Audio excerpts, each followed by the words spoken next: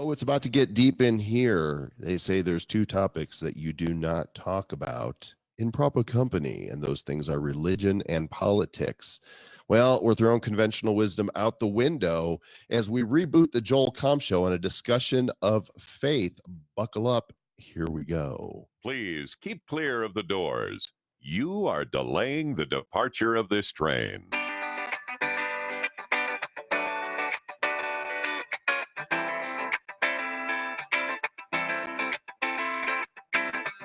And welcome, my friends, back to the Joel Comm Show. A reboot, if you will. This show has actually been going on for a number of years now and has taken a few different permutations, most of them focused around business, social media, and the like. But I decided with this reboot, I just want to talk to smart, cool, interesting people about smart, cool, interesting topics. And the time couldn't be better to go ahead and do this reboot because my friend Mark Joyner is with me today. And Mark, of course, is the godfather of internet marketing. Oh, they still call you that, Mark? I like father of digital marketing a little better now. It's a little more dignified, a little less mobstery, but yeah. Godfather, like I'm gonna whack you if you don't do my social media right. Well, maybe, I don't know. Well, you could too because you've become super buff. I mean, I want to confess, I'm a little jealous because you got your head on real straight when it comes to this fitness thing. And look at me, I'm putting pounds back on. We will, you know what? Let's do another podcast about that, bro. We can have a very serious conversation about that because it's very important. Perhaps not as important as what we're going to talk about today, but we're going to get very serious about it. The Godfather just won me, and it's going to get real in here. You're going to lose weight or... Yeah, right. Yeah, that is another topic, and we will get to that. Today's show is prompted, though. This discussion is not prompted by business. I mean, people want to learn about you. Just Google MarkJoyner or go to simpleology.com. Lots of great books, lots of great history in the niche. But you have been on a personal journey spiritually. And so, in the questions that you've been asking on Facebook, it brought up in your mind a conversation that we had many, many moons ago, well over a decade ago. And this thing is happening now. And we don't know what that means or what that's going to look like. But why don't you talk a little bit about your spiritual journey and feel free to go back to, when I was a wee lad.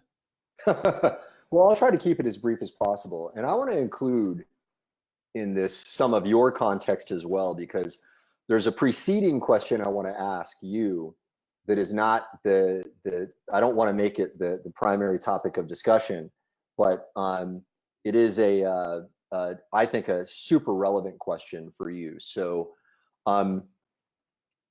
so for me personally, I've been sort of like, I started out, I was Catholic when I was a kid. We never went to church, but I was technically Catholic. I think I was baptized as a young man. Not that ever meant anything to me. Or a baby.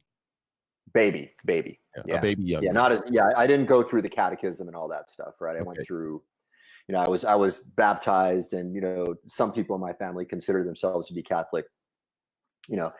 And there was actually one moment in my life where I was going through some difficulty, where I went to a Catholic church, and it just so happened they were doing a mass confession, and I had a confession at this Catholic church, and it was actually a profound moment for me, and I could tell, like, the priest was like, damn, this is the only dude in the whole congregation that's taking this seriously, because I literally confessed some things that I was going through. And they had this little ritual, where you write your sins down and you whisper it to the Father. And I was very sincere, and I could tell the guy was kind of like stunned, like, holy crap, here's a guy like really doing this, right? And he didn't threw expect it in the fire.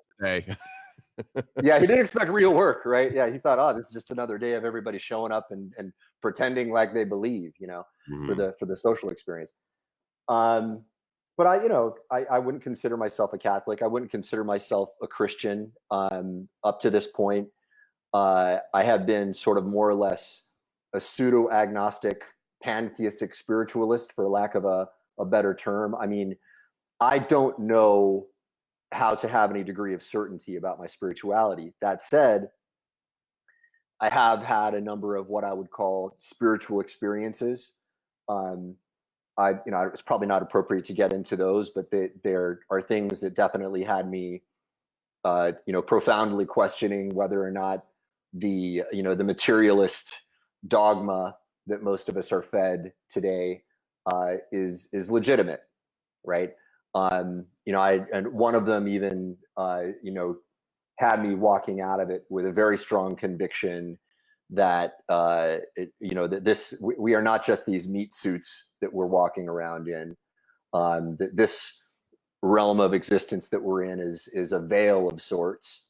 That there is something beyond that, something greater than that.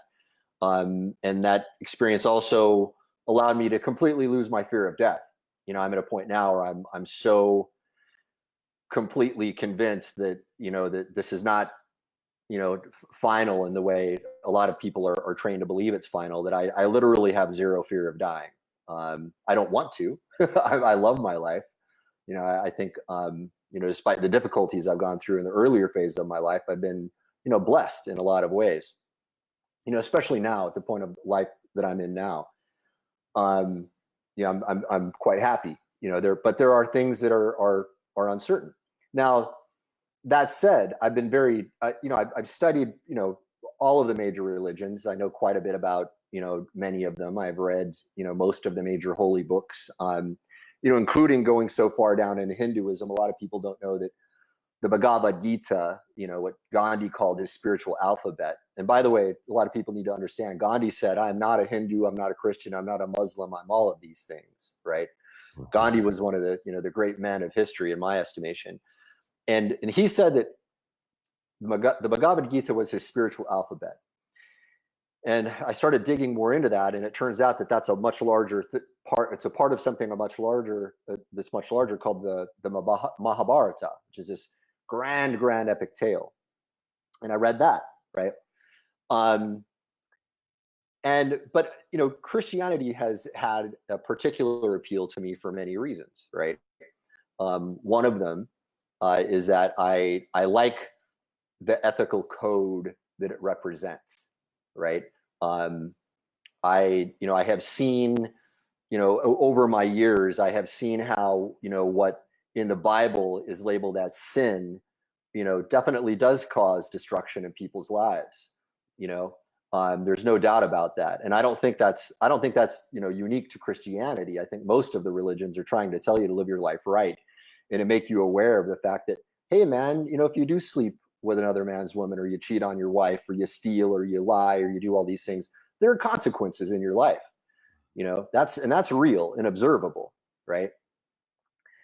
But a couple of my spiritual experiences had a tangibly Christian element to them, and I'll just leave it at that without getting into the details of them. Well, I would love to hear. I mean, I'm happy to share some of the things that happened to me. If you're not comfortable with it, of course, then don't. But yeah, I'm going to write about these things one day when I feel the time is right. But some of these experiences are so strange that, I think so many people would probably be like, I think it would probably lose a lot of people if I went into the details of some of these experiences. We're not here for, this discussion is not for anybody but you and I. The fact that people listen to the show, and might glean something from it, that's great. This is, I'm here for a real discussion, and I don't care what anybody thinks. And I'm not here to win or lose anybody. I just want us to be. Let me plead the fifth on that one. I too share that same sentiment. I don't really care, what people think about any of it. At the same time, like personally, I'm not ready to talk about those things. Perfect. Right? No problem. Okay, but that said, Christianity holds a certain appeal to me, but I have to disambiguate a couple of things here, right? Good word. I like that, disambiguate. So I am, I am a believer in the intention of the Constitution of the United States, of the ethos of what America is supposed to represent for us, right? Now, does that mean that America has always been those things? No, definitely not, right? However, whatever lens of reality, of whatever lens of international politics you want to view things through, certain forces inside of America have been responsible for some very horrible things. And we have done a greater and lesser job of living up to those ideals of, hey, let's create a location where people can believe what they want to believe. And are F-bombs allowed in this broadcast? Say what you need to say, man. I said we're keeping it real. And for the to not be fucked with by the government, for people to not stick their nose in your business and prevent you from doing what you need to do to achieve your happiness. Liberty. Right? Liberty, and as long as you're not, treading on anyone else's individual liberty. I mean, what a great notion. How could anybody be against that? But there are forces inside the United States that don't believe in those ideals, that want us to live in tyranny. Are forces that have controlled some of the power of the United States, that have been responsible for some great atrocities, throughout history. But this can be said of all religions, of all countries. There are people inside Christianity that represent Christianity to a healthier and less healthy degree. Sure. And none of those are they might reflect parts of who God is, but human beings, we screw things up. And we screw things up. Yeah. So anybody who looks at an individual and says, well, if that's Christianity, I don't want any part of it, or any religion, right? Then they're not being honest, right? That's right. They're going on their feelings, but they haven't been able to separate the action of the human being from whether or not the thing is true. And for me, that's what it really comes down to. We're all on a search for truth. We are. We all want, well, I'd say we all are, but actually there are some people that aren't interested in truth. They're interested in camping out in what makes them feel good, without regard for whether or not it's actually true. Yes. Okay. Yes, absolutely. Okay.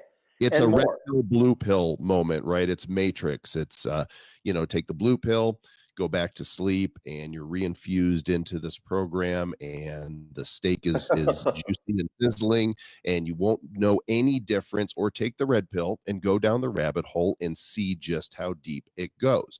And there really are two kinds of people. There are blue pill people, blue pill people, and there's red pill people. And you and I are red pill people. I would rather know the truth, even if the truth, it completely devastates what my worldview has been, than to live with a lie. I'm with you on that. And I also believe that, it's important to face reality as reality is. Running and hiding from reality is going to do the same thing in your life that sin is going to do in your life. It's going to put you down a path of destruction. And a lot of people have been, sort of sold on this notion that, the everything is stacked against you. There's no hope. So you may as well find solace in whatever form of opiation you can, be it video games or social media or binge watching or binge eating or what have you, right? And that is a disease in society right now. Can be merry, for tomorrow ye die. And it might not actually be tomorrow, but tomorrow is going to come. Nobody, as Jim Morrison said, nobody gets out of here alive. And it's right. I think part of the human condition, you mentioned two things that I want to address. One of them is this concept of sin, right? And different religions talk about sin differently. There's some people that don't recognize sin at all, right? They think that everything is just on a spectrum of choices. But, in my own research, I discovered that sin is actually an archery term. It's used in archery. It is a term for missing the mark. You're shooting at the target and you miss, it's sin. And so if there is a defined objective morality, which have you read any C.S. Lewis yet? Years ago I did, and I want to read it again now in this context because I Yeah. don't think I was in the right frame of mind to really appreciate what Lewis said. I mean, right now, I'm reading like The Case for Christ and going back and looking at the Bible again and all that, and talking to a lot of different Christians and hearing the way they show up in their faith, right? I think Mere Christianity still, all these years later, and it's a short, quick read, it is probably the definitive work that I reference, for people. But I lost my train of thought. It's C.S. Lewis. It's been really good. We were talking about sin. You were talking about sin, sin. and Sin. So this idea that there is this inherent moral code, right? And this is something I had to come to terms with. I am, by blood, I'm Jewish, 100%. Mother and father Jewish. I am a full-blooded Jew from old country. The great grandparents escaped pogroms in Russia. Old country. They came over here through Ellis Island. My brother is married to a woman whose parents were in the concentration camps and survived. I mean, before they passed away, I saw the numbers, on their arms, just horrific. And so, and grew up in many of those secular Jewish traditions, which means I wasn't bar mitzvah. Neither was my brother, while many of my cousins were.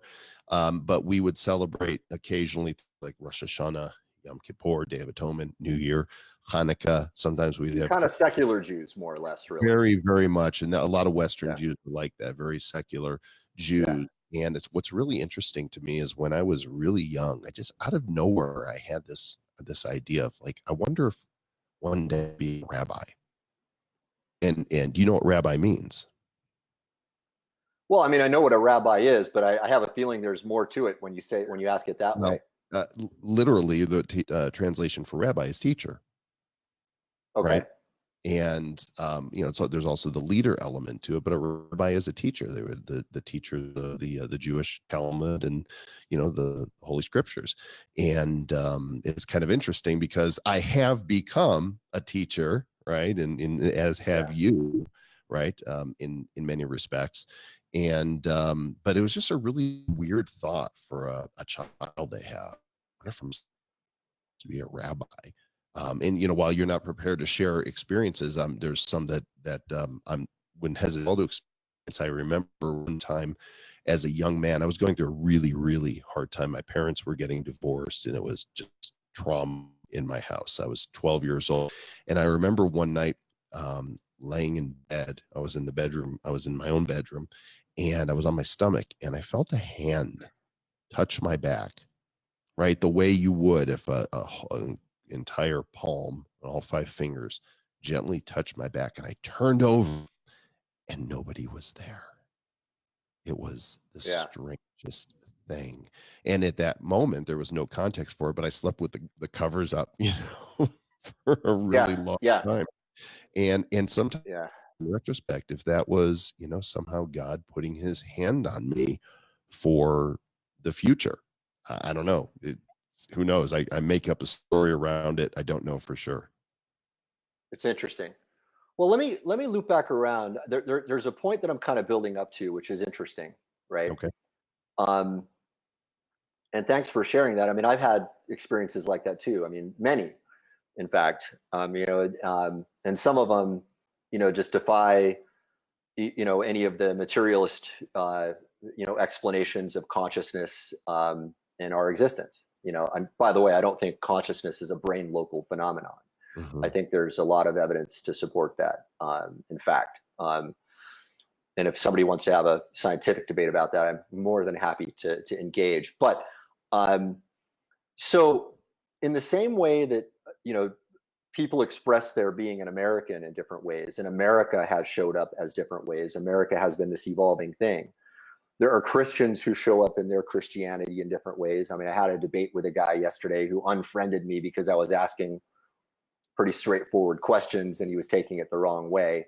Whatever. The guy was kind of acting like a cult figure a little bit.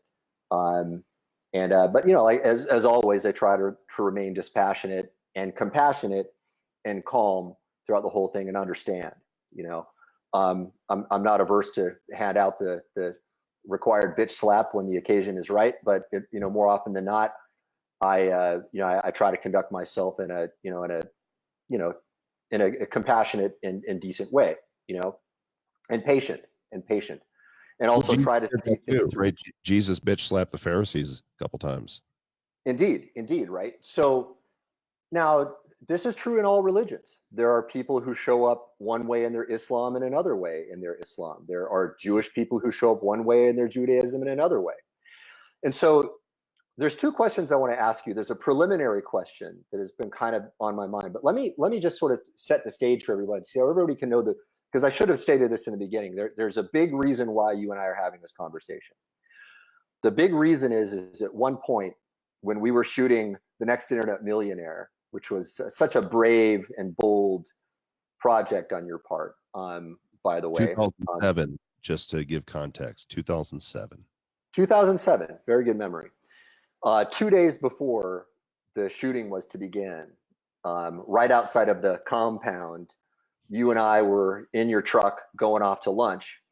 And I was asking you, I was like, so what made you, what made you, convert to Christianity? And you said, well, I'm actually Jewish and I'm a Jewish convert. And I was like, oh, damn, I didn't know that. And I said, well, so why because it's so unusual for a Jew to convert to Christianity. I'm a minority of minorities. Indeed. You get more social justice points for that. So, the thing you said was, because if you examine the evidence, there is no other conclusion. Okay, now that's the primary topic of conversation I want to talk about here, because that has been a burning question inside me. We didn't have an opportunity to really get into that because we were 2 days before the shoot and we had business to discuss, and that was the topic at hand, and I didn't want to interrupt that. And by the way, man, you were so ahead of your time with that thing. I think if you had done that today, it was just, the world wasn't ready for what you put together. And as with many things, you've been very ahead of your time. I mean, you're one of the also, a guy who can be, respected as one of the OGs, of this digital marketing space. Please don't stop. No, it's true. It's true. And it deserves to be recognized. So, so that's the main topic. But there is another question I want to ask you, and I've been kind of setting up the context for that. And this is one, if you're comfortable answering this or not, that's okay. Now, I know people across the religious spectrum. We have a mutual Jewish friend. And as you know, there are people who are different. I mean, there are secular Jews, there are Hasidic Jews, there are Zionist Jews, there are many, many forms of Judaism, and it expresses in different ways. This guy was a very staunchly Zionist, anti-Christian Jew, friend of ours. And your name, came up in conversation. And I said, well, what do you think about, converts to Christianity like Joel? And he said, he says, I've always been really pissed off at Joel for that, because he left the tribe, and, I love Joel, but I'm like, why would you give up being one of the chosen people? And he also said some rather unkind things about Christianity, I have to say, and at the time I was just like, hey, okay, I'm not going to, people believe what they believe, they have their feelings. It's not, I'm going to try to not let that, what's between you and me is between you and me, right. And whatever your feelings are about this or that, I mean, we can disagree on things. Sure. And I very much did not like his antipathy towards people of other faiths, or the antipathy that he expressed towards you. Mm-hmm. And what I was very curious about was, well, I mean, I think now I know the answer, because you were more or less of a secular Jew. This is probably less of a problem than I would imagine. But how much of that pushback did you experience from fellow members of the tribe? Yeah, it's a good question. Let me just preface by saying I replied to this on the Facebook post to set the record straight. I don't see myself as having converted. Yes, you said. Conversion means changing from one to another. I see it personally as a completion. That is, I have not left my Jewishness at all. In fact, my Jewishness is what makes my current beliefs all the richer, right? Jesus was a Jew. He was Yeshua. He was the Christians, the first followers of Jesus, were all Jewish. All That's of right. them. Yeah. They were all. They Yeah, were. it's important to point that out, because A lot of people don't know Christians that. believe that a lot of people indeed don't know that. They don't understand that, one of the things that distinguishes Jews from Christians is, I mean, Islam, Christianity, Judaism are all Abrahamic faiths. Mhm. The key difference is your opinion on Jesus. Right. That's it. The Muslims believe that Jesus was just a prophet, but Mhm. not the Son of God. Jews believe that Jesus was not the Messiah, and some of them go so far as to say is that because he was a heretic, he's burning in hell now, and he's suffering eternal torture. That's I've heard that same gentleman in fact expressed that. Well, Mark, that's why they had him killed. That's Right, why the right. The they Pharisees, didn't right? like that he, Yeah, in his words, set himself up to be equal with God. yeah, And that to them was absolute heresy. And the Pharisees and the Sadducees they couldn't handle that. And they went to the Roman, governor, and they said, this man speaks heresy and he's riling up the people. And our law says that he must die. And that's why they had him put to death in the first place. right. So the question remains, like, I mean, have With a that, lot of your right. fellow people who were born into the Jewish faith, have a lot of them expressed animosity towards you because of that? I think the biggest problem was really just with a couple family members, and it's because once a lot of people have a very similar experience when they make a decision like this. There's something that happens internally that is life changing. It is life altering forever. You are never the same. Some people, call that an awakening. Some people call it being born again. There's a phrase in the Bible that talks about that. There's a lot of different ways to position it, but it's like a second birth. And because of what you're experiencing, it's like you found the cure for cancer and you want to tell the world. Well, Yeah, when you do that, it's really easy to offend people. And I was overzealous, not as compassionate. I was younger. Today, I approach things quite differently, and all of my relationships in my family are solid, probably more solid than they've ever been before. You know, awesome. I dealt with when I was in college. I did drugs quite a bit. I was a stoner for 5 years solid, before college, all the way through, and after. Hardly went to classes. Don't know how I got my degree, and dabbled with a bunch of other drugs as well. And for me, there was actually a time, probably about a year after I graduated, that I was not a happy individual. I was, Yeah, the word we use is lost. And I remember going out for a walk one night, and I had been on my spiritual search as well. And I said these words, which I suppose could be considered a prayer, right? Speaking to the great unknown. It was kind of like, I need help. And I don't, mm, Jesus or Buddha or Muhammad or whoever's there, if you're there, please help me. And yeah, something interesting happened. There was no bright light. There was no music. I did not hear angels sing, and I felt nothing. But the next day, I had no desire to get high. Interesting. Okay, awesome. don't do it. Or the day after that, or the day after that, or any day since.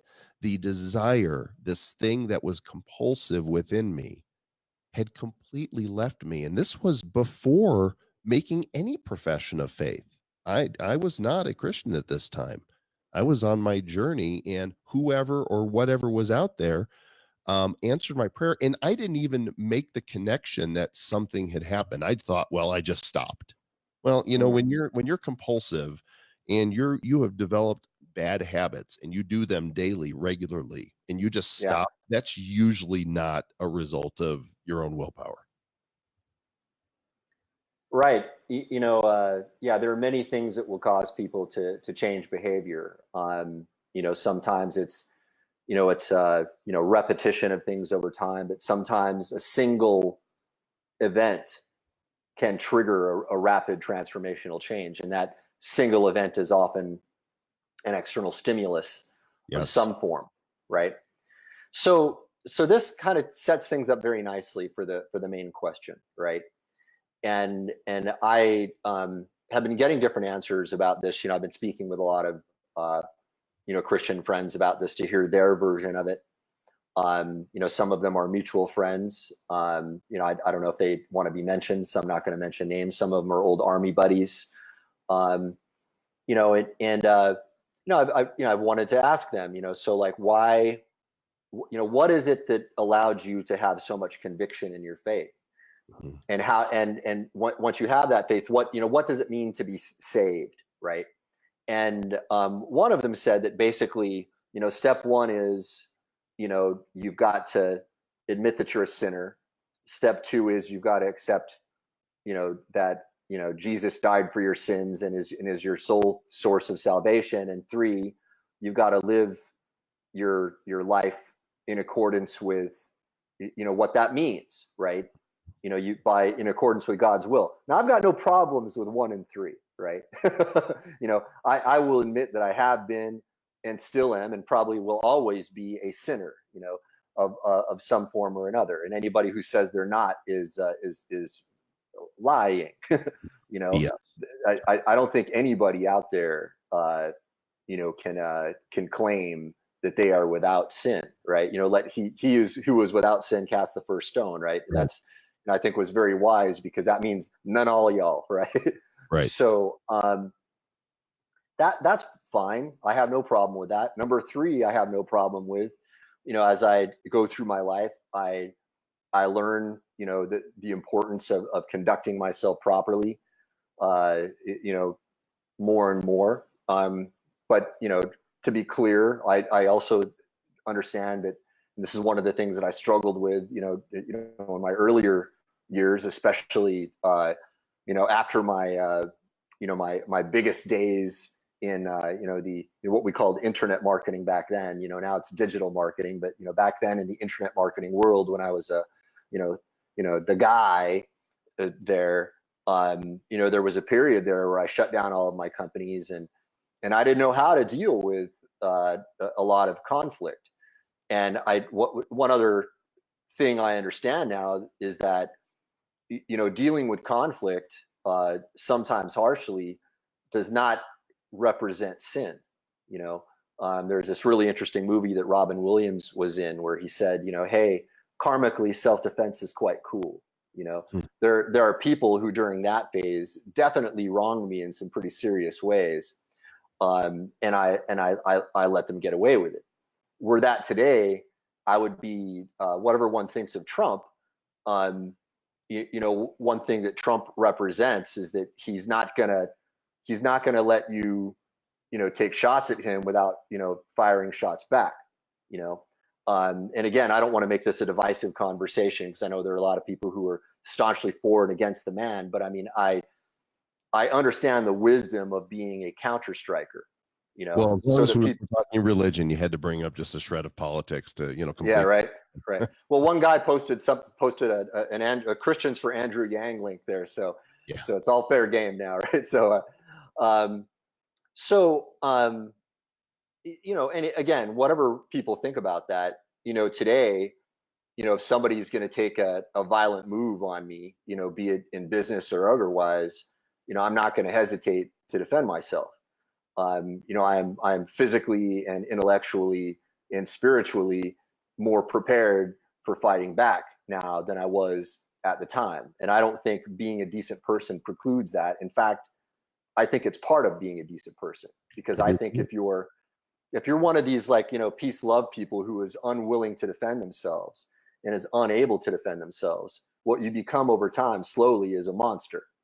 Right. You need to have healthy boundaries, and that means keeping stuff in and bad stuff out. And sometimes it takes a lot of strength to do either one. And there's nothing wrong with that. I mean, even Jesus, he did not heal everybody. There was, he had to get up and go. And sometimes he was like, you know what, gang, I need to go spend some time by myself, with my father, and y'all just go over there. I don't have anything left for you right now. Right. And so, if he can burn out, he guarded Right. himself so that he didn't burn out, then that's an example Yeah. for us. There's a lot of people that are very codependent in their relationships, and they think Yeah. that they're responsible for others all of the time. And you're not doing yourself a favor if you're letting others suck your life force out of you. Totally. Totally. Yeah. So On there's many a fronts. question. I know there's a big question here, and it's probably So, not a question that I can answer easily, but let's try. well, so it's the number 2 step is the one that I have Hmm. problems with, right? And that's so if and you said that you believe it is the only logical conclusion one can come to by examining the evidence, right? And that was the thing that always stuck in my head, because I thought, okay, if this guy's going to convert from the tribe, right? If he's going to give up being one of the chosen people to become a Christian, and he believes that there is an evidence-based case for that, I want to hear that case. I want to understand that case deeply. Okay. And Now, so, and this is why it's hard for me convert. to say, to just, sorry, I just, one last thing I'll say. It's hard for me to say, yes, I accept Jesus Christ as my Lord and Savior, when I don't know what that really means. Mhm. You know what I mean? And I don't know on what basis I can make that leap. Now, yeah, one of our mutual friends said it's, he put it, he's an online marketing guy, and he said it's like pushing the buy button. You have to push the buy button on faith a little bit, but after you push the buy button, then you're going to have an idea as to whether or not you made the right decision. Yeah, So that's an interesting way of looking at it. So this means you're past you're not having the basic questions that a lot of people have. Does God exist? Like, it sounds to me like, yes, you've come to a conclusion that that there is some sort of intelligent design. Is that accurate? well, yeah, let me be very precise about that. So I think there's a more fundamental question, which is, okay, if your answer for the existence of the universe is God, where did God come from? One of the fundamental questions that I struggled with from a very young age. I mean, I was sort of cursed with being, rather deep in my thinking from even like 3 years old. 3 and 4 years old. I was, waking up in moments of existential crisis, and then one morning I had a question at I think around 4 or 5. I said, why is there something instead of nothing, right? And that question scared the shit out of me. It terrified me. I mean, like, how do you deal with that paradox? And the answer, well, because God doesn't satisfy that. I mean, even if I were to like convert and become Christian, I don't think that's going to stop being a mystery, right? That said, I don't think that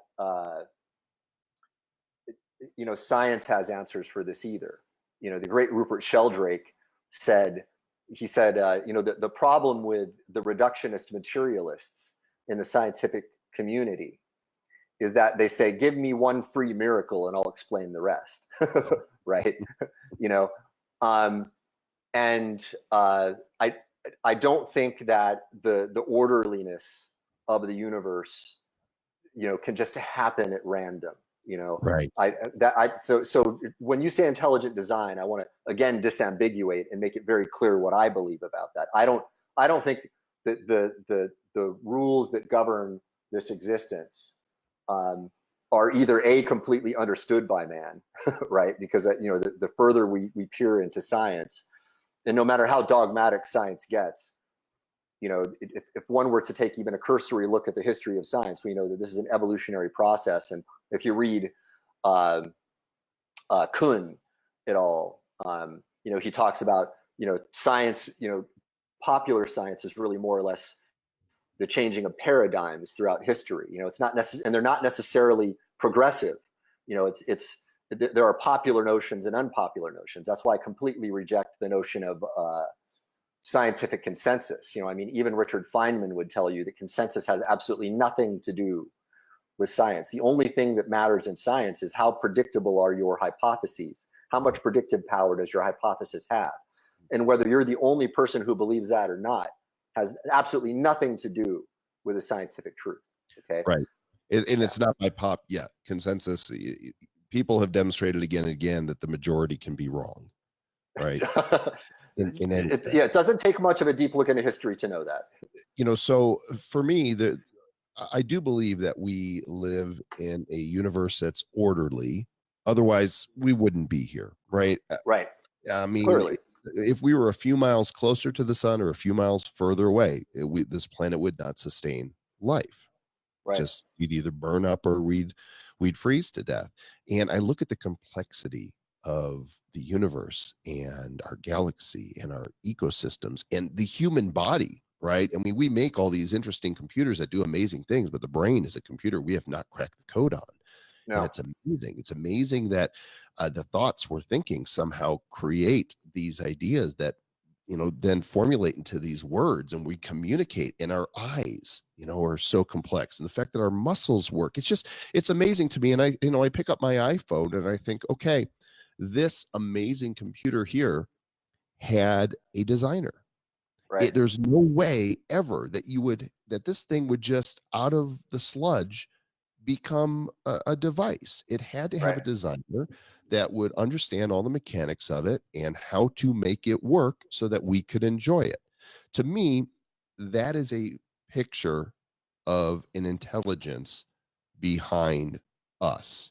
Yeah. Right. And the universe is infinitely more complex than an iPhone. Oh my gosh, yes. And we're way more complex than an iPhone. Indeed. Right. And more than we can even fathom at this point. The more, we keep learning new things about. Yeah. They go to this micro level and keep discovering smaller parts. And that's right. The further out we look, we don't find an end. The deeper in we look, we don't find an end. And now we're peeling back layers. If you look at the nanomaterial revolution, I don't want to go too far down this rabbit hole, but if you really look at nanomaterials, it's like behind the periodic table, we can peel it back and there's another periodic table and another one and another one and another one and another one. We don't know how far back that goes. And the behavioral properties of compounds on the periodic table are entirely different when you deal with them on the subatomic level. Like when you've got a single layer of carbon, for example, we have this compound called graphene, but and it has entirely different behavioral properties from carbon. And it's one of the things that's one of the profound discoveries of the last 2 decades. But people don't understand, even people who know about graphene don't understand, graphene is just a thin slice of what's going on in the larger nanomaterial revolution. What's under that, right? I mean, we don't, it doesn't matter how much we look, we keep finding new layers of complexity. And so one other example is if you look at, Darwinian evolution and, Mendelian selective breeding and all of that, that was settled science. Lamarck versus Darwin was settled. Lamarck was disproven. But then with the discovery of epigenetics, we're like, well, actually, Lamarck was also kind of right too. So there are layers upon layers upon layers upon layers that are way beyond what anybody thinks is, consensus now. This is why when somebody is an atheist, listen, people can believe whatever they want to believe. It doesn't impact me, and your beliefs are no threat to my beliefs, right? You don't need permission. And nor should they be. Right. But for a lot of people, when they hear somebody believing something other than them, they do become threatened. And when I hear people ridiculing, oh, you're dumb enough to believe in a flying spaghetti monster. Okay, just the fact that you're even saying that shows me how shallow of a human being, your thought process. That's just cleverly worded argumentum ad hominem. Right. For people who don't know what that is, it's this argument against the man. It doesn't have any bearing on the actual argument. When I hear that, I actually see into the soul. I see the humanity of that person who is wrestling with God. Now, people who say with certainty there is no God, that to me is so intellectually dishonest, because there's actually a good book out there. I can't remember the name of the author, but it's I Don't Have the Faith to Be an Atheist. And for me, it really is Occam's razor, right? It is the simplest of observation going, this is so amazing and so incredible that it doesn't make sense that it came from nothing. That's it. It comes down to that most basic, whether, whatever God we're talking about, that most basic observation for me indicates I can tell that there is an intelligent creator behind this design because it's too amazing for there not to be. Right. Yeah. Is that, I mean, does that stay with you? pretty close. I mean, I would say, again, it still doesn't resolve the question of, why is there something as opposed to nothing, right? However, when I look at the realm that we're in, and I'm open to the notion that there are many possible realms. I mean, even physicists talk about, the multiverse, theory and all of that. That's, not necessarily an unscientific proposition. If I look at this realm as it is, I don't see, randomness in this existence. I But don't see how chaos. There is chaos. there is chaos, and there is also order, Right. right? Where There does the chaos come from, though? well, that's a great question, right? And that's one of the things that lets me think that there is some intelligence behind this existence. Again, it doesn't resolve the ultimate mystery for me, but I am also, unwilling to accept the people who are like, no, there is no God, you're a moron if you believe there is. It's like, well, really, how is that any different? There is faith required in atheism, Right. and Absolutely. it's no less It is a irrational in religion. my mind. It is a religion. I don't care what you Yeah, call it. yeah, It is a religion because it has a fundamental core belief. And in the case of atheism, you are your own God, right? I am the yeah. master of my destiny. Well, and when people say that atheism is the only logical conclusion of science, I say, well, bullshit. You've disqualified yourself as a scientific thinker, because science does not prove the non-existence of anything.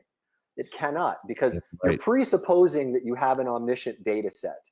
You're presupposing that you understand all of the variables and all of the interrelationships of all of the variables and the rules that govern those interrelationships. And we And I'm can't. sorry, Bucko, you don't have that.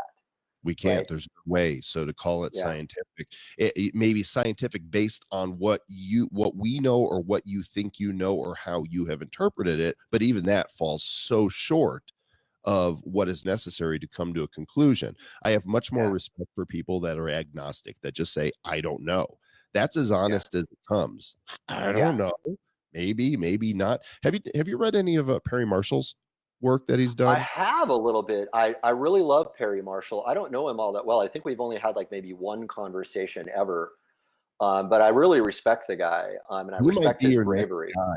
His the evolution 2.0 theory that he's put out there and the challenge that he's put out there really bridges the gap between Yeah. evolution and creation in a way that I've Yeah. not seen before. And the evolutionists, they won't debate him. People will No. not take his challenge. And to me, that is really telling that you're on the cusp of something Yeah. big. Yeah. Well, and I would love to see somebody like a Dawkins, He who, will. and Dawkins is, man, I kind of know Rupert Sheldrake a little bit, right? And Sheldrake wrote a counterpoint to Dawkins' book, The God Delusion, and he called it the science delusion, Right. right? And I believe the book shows up in different titles in different countries, but his notion is basically that there's a fundamental problem with reductionism in itself, and that's that when we say, well, we know what the cause of this is because of X, right? We know that X causes Y, and it's like, you don't actually know that X causes Y. What you know is that there is a concurrent phenomenon, right? We know, for example, that when the brain has a thought, or when the mind, whatever you want to call it, has a thought, there are electrical impulses that can be observed in the brain. That does not tell us conclusively that consciousness exists in the brain. It does not tell us that memories are stored in the brain. It does not tell us that the electrical impulse is the thought, right? It tells us that there is a phenomenon that occurs concurrently with that, right? But guys like Dawkins, in their reductionist view, they come out and they're very heavy in their intellectual browbeating of people. They're very dismissive of anyone who does not accept the consensus of the day. It's almost like the flying spaghetti monster thing, right? They just do it Right. with attitude rather than with ridiculous verbiage. Yeah, yeah, right, exactly, exactly. And it's, yeah, I find it actually, they're doing people a terrible disservice. And the young people who are taught in this way, which is the vast majority of people in the formal educational system, are taught, shut up, little man. This is the truth. You need to accept our reality. And you're shutting down the natural inquisitiveness of a young child who could evolve into a very healthy and productive scientist were you to allow him to have his questions, were you to be more Socratic in your engagement of that young mind and This is why I allow think them to. it's a failure of our system that we've removed Absolutely. Bible from teaching. Right? Is a history book, Well, oh, yeah, well, see, not now as that's not an a interesting. religious document, as a history book, as that which is, this is what we have Okay. written down and passed down through the centuries by scribes who had to get every jot and tittle correct, or they had to throw the damn thing out and start over again. I mean, and that's what the Dead Sea Scrolls taught us, right? The discovery of the Sea Scrolls showed us that, what, the parchments and the fragments that we found match what we have more than 2 millennium later. That's Right. amazing, because you can't play the damn telephone game without the second person down the line starting to That's change right. the story. But that's one of the go-tos for people when they talk about the veracity of Okay. the Bible. They say, well, it's written by man and it's been changed over the, well, you just say that. Do you really know that? Because the evidence, over 30,000 fragments and texts that go back for centuries and millennium, show that the meaning of what's been written hasn't been changed. Some minor, changes in some of the verbiage, but nothing that would doctrinally affect what people, at least, orthodoxically would believe today. Okay, so this is a nice I mean, we've had quite a build up here before we get up to, we're 53 minutes into the conversation and we haven't really gotten to Here is that what's we haven't really gotten to the main question. So so let's loop back to this and let's get straight into it. Okay, so that's a beautiful segue for it. Now, Lee Strobel, talks about that, right? About how he believes that there is no other ancient manuscript that has more, external verification of there being multiple copies and copies that are close enough to the original event as the New Testament, right? correct. That's one of his cases. The old as well. I mean, because they were even more methodical. The Jews were seriously methodical about every little phrase, every character that was written. And if it was off, if you weren't using the right ink, written in the right way, and if there was any errors on the page, you'd have to toss page, stone, whatever they wrote on parchments. Well, so is this the basis upon which when you made that statement to me that it's the only logical conclusion? Was that one of the fundamental building blocks of that? Because I imagine there are multiple ones, Sure. and I want to know what those multiple building blocks are. That's really that's the crux of what we're trying to get at here. Okay, so again, let's Occam's razor this here for a second, because it's such a great blade and it cuts deep. So I'm going to pull back in a wider view. The first assumption is based on the wonder of the universe, the human body, the brain, all the things, and that we have a pattern for creation. Creation takes, anything that's been created takes a creator. That's my first step. The second is to look at, the people say, well, all paths lead to God. Right. So in the realm of godness, you're either an atheist, in which there are zero gods, right? Right. Or you are there's one God, or there are many gods. Okay. Logically, there's no other solution, and only one of those can be right. It just automatically, pure logic. If there is if atheists are correct, then there's not one God and there's not many gods. There just aren't. If Christians, Jews, Muslims are right, say there's one God, then all atheists are wrong, because there's not zero gods, there's one God. And anybody that believes there's more than one God, you're wrong. There's one God. And same by there are many gods. If the reality is that there are two or more gods that Right. exist, like the Egyptians and the Grecians believed, then Judaism, Christianity, Mormonism, Jehovah's Witnesses, atheists, you're all wrong. There's no, Right. you can't say, well, for me, this is reality. You don't get to decide what reality is. You can decide what you believe, but you don't get to decide what reality is. You don't make reality out of thin air. It is what it is. So my next step is to go, all right, everybody can't be right. In fact, if 1/3 of the population of the world were atheists, 1/3 fall under the one God, philosophy, and 1/3 fell under the two or more gods. 2/3 of the world are wrong. Okay, so I'm writing notes down here because I want to keep track of these building blocks because this is really the intellectual challenge for me, right? So, I mean, so far we have, the veracity of the texts, right? And I mean, we could get into that debate, but I want to understand the whole on of your building blocks first before Sure. we dig into any individual ones. Perhaps it would have been wise of me to start like this, but okay. So then, we have the wonder of creation, right? Right. And then there's the question of, well, there's either one God or many gods or no God, right? Those are Mhm. the only options. Okay, so what are the other building blocks upon Uh, which your so I faith think that, rests? you mentioned it very early in the beginning of our discussion when you recognize sin, Hmm. that there's something inherently broken with us, Mm, with the world. okay. Something, so we all know it. Original sin. Original sin. We can call it original sin if you want to, but we don't have to go there. All we have to do is confess something ain't quite right. Right? All we got to Yeah. do is look around the world, and we in America and in the Western world, we've got it pretty darn good. But there's many regions of the world where people are starving and poverty is Right. horrible, and they live under cruel dictatorships. Right? The Yeah. world, just because we get to go to the shopping mall and live free here in America, and for the most part have control over our lives, doesn't mean that's everybody's experience. Far from that.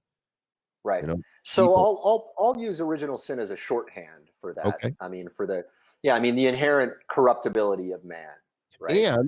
And and of the world itself, right? We Yeah. live in a broken world, and all you have to do is see what happens when a hurricane hits, or a tornado, or a tidal wave, and floods, and lightning hits a forest and it's burning. And look in Australia, and yes, it's arsonists that did it. They've arrested 200 of them or so. After everybody else is screaming it's climate change, turns out they've Right. arrested all these arsonists. Again, Yeah. more bad science at work that has manipulated the masses, and that's a whole other story. At some point, I want to Yeah. have on my show somebody who's a real climate expert to talk about this. Right. But it won't be Bill Nye, the not science guy, right? So the world itself, even though we tilt perfectly on our axis at 23 degrees, and like clockwork, sun goes up, down, we see the moon, and the seasons come and go, there's still something broken on the planet. Okay. And so if we want to call that original sin that was brought about by these two first human beings that the Bible references as Adam and Eve, sure, we can do that. I wasn't there. I can't say that that's what happened. I can't say it is what happened. All I know is the concept goes back to that. So Now that's a very interesting comment coming from a man who has faith in the notion that Christ is the Savior, that Jesus is the Christ, first of all, and that believing in him is the Savior. But you also have the intellectual honesty of saying, I wasn't there. I don't understand what the fall was. well, I wasn't there Right. for any of it.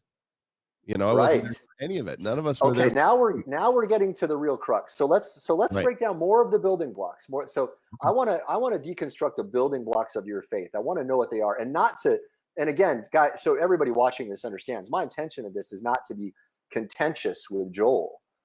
I want to understand Joel for my own personal edification. But before I can understand Joel, I have to understand, what is behind that, right? And that's why, I'm actually writing these building blocks down so I can see the holistic picture. Well, and honestly, I don't know that I've ever thought of it in this type of, that I've deconstructed it. It's just my life and what I've thought about, what I've encountered. So I appreciate, you're kind of building this, and we might end up with an infographic when all this is, is said and done. Why not? So, this notion of sin in the world tells me something is broken, and I can't fix it. Can you? I'm trying. You can work on you, but can you fix the world? Can you fix human nature? On that note, I believe that the way to fix the world is to fix yourself. I mean, and I was actually having an interesting conversation with a Muslim recently here in Phuket about that. And it was interesting how we could both share that. That we both respected each other, and that we understood that our primary responsibilities as human beings is to show up the best way we can. And if we believe that we're going to go out and be someone else's savior before we fix our own shit, I'm sorry, you have no basis. Well, right? let's So you can't be somebody else's savior. It's no, impossible. So let's jump to the end of that question, which is, are you ever going to get it? Are you ever going to be completely fixed? 100%. I don't know. I mean, that's an interesting question. I mean, if you look at the Buddhists, there's this very interesting part of it in some of the Buddhist sects where they talk about the bodhisattva vow, and I'm going to mangle it, but it's something like, the deluding passions are infinite. I vow to extinguish them all. The souls to be saved are infinite. I vow to save them all. Right. And so on and so on. And they talk about all of these paradoxes, and perhaps, what they're alluding to is that, existence isn't meant to have an end, because if there were an end to existence, it would be infinitely boring. And maybe there does need to be some, infinite progression of our spiritual growth, or whatever you want to call it, to make life bearable. Because what would be a more unbearable hell? Torture or just plain, raw boredom. Sameness. Yeah, sameness. Well, so my perspective, knowing myself, is that yes, I have grown and I've changed and I see things differently, but I'm still a hot mess of a human being, and everybody that I know is as are we all, brother. As are we all. Right. And because of that, I don't think it is possible for us to attain perfection under any circumstances. And by that, when I say perfection, I mean you never have a bad thought. You're never tempted anymore. You never do anything that hurts yourself or others. I don't think that that's possible. That's right. Okay. That's right. So this is the building block. That means we're screwed. Okay. Now, I look at my take on God is that God is the only perfect one. Like God is not flawed. That in order for God to be as wise as he must be to have created all this, and all knowing, that the amount of knowledge, which is all knowledge, that is contained within the mind of God, all knowledge, all. We don't know squat, right? You and I know a couple things and we're having interesting conversations, but if we were to take, a big whiteboard and say, okay, on this whiteboard contains all knowledge, past, present, future, everything is right here. Everything in the mind of God is represented by this clean whiteboard. Now, I want you to take an instrument and make a dot on here, or a circle, or whatever that would illustrate how much of that knowledge you have. You would not be able to make a dot small enough. It definitely would not be visible by the human eye, because ultimately we are ignorant. Well, if the universe is infinite, that dot would be infinitely small. Right. We know a teeny little bit about a few things, but okay. So more distinctions here. More distinctions. All right. So if the building blocks are wonder of creation, one God or many or none, right? The veracity of the texts, the notion, well, for shorthand, original sin, which is the corruption of man and the corruption of the world. The acceptance that we're all kind of imperfect and we're screwed because of our imperfections. Well, let's keep following that way, because there's more to that. Okay. Well, let's. Okay, so I have a question, but I want to hear more of what you Yeah. have to say about Uh, that. I'm not. And then I'm you not. say only God is perfect. I'm Only God is saying perfect. only God can be perfect. And if we're going to believe Okay. any of the texts that we have, whether the Jewish Bible, the New Testament, any religious text, it's pretty much God is all knowing, all perfect, all seeing, and has it all together, right? Right. So if that God is perfect and this earth suit that we're in right now is temporary, with the design for our soul or our spirit or both is one to be with this God, then wouldn't our tainted selves, our imperfection, taint God's presence for us to be there with him? If he's perfect and we are now there in this perfect place with him, let's just call it heaven for the sake of terminology we all understand to some degree. We have a picture, heaven is perfect.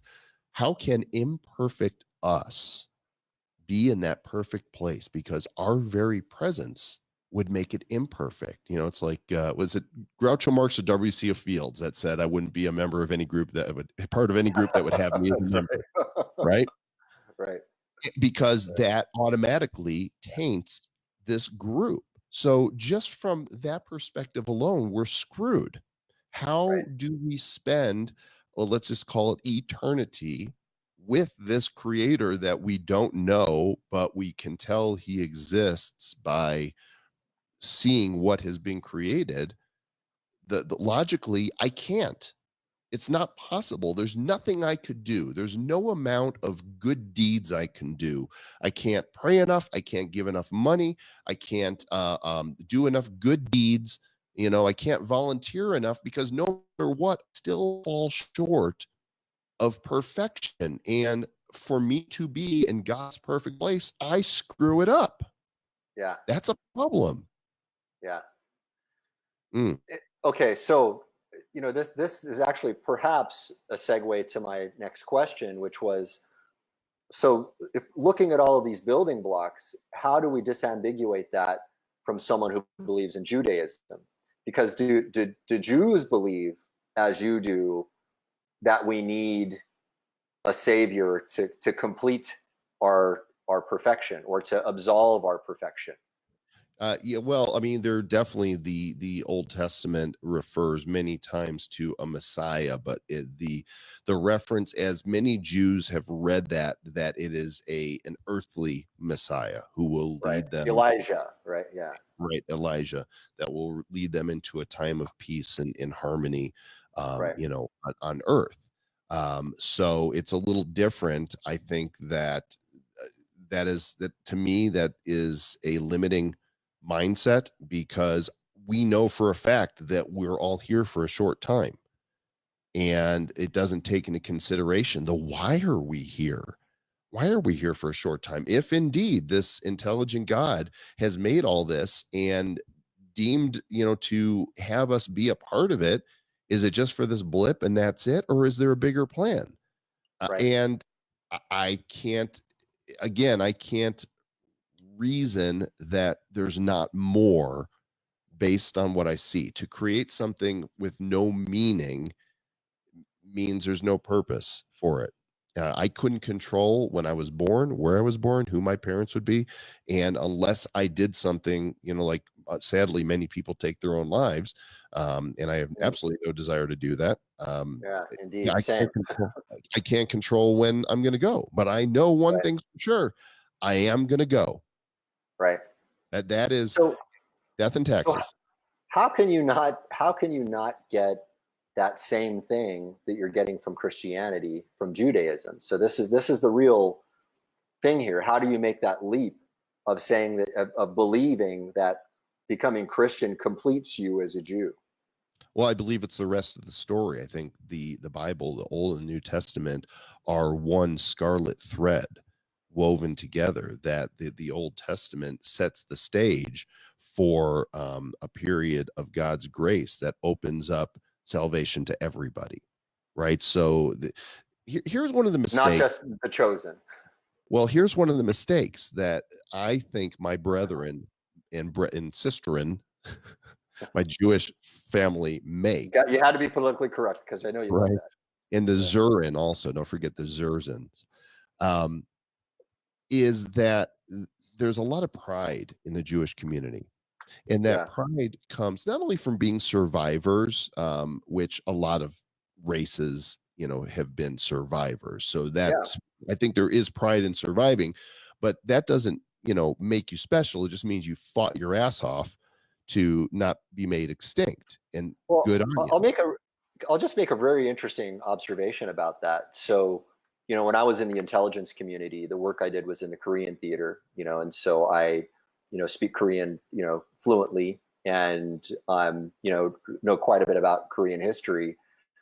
And Koreans, very interestingly, share a lot of commonalities with the Jews. A lot of Koreans believe that they are also a special chosen people, but they are also a people who have experienced a tremendous deal of persecution Mhm. throughout history.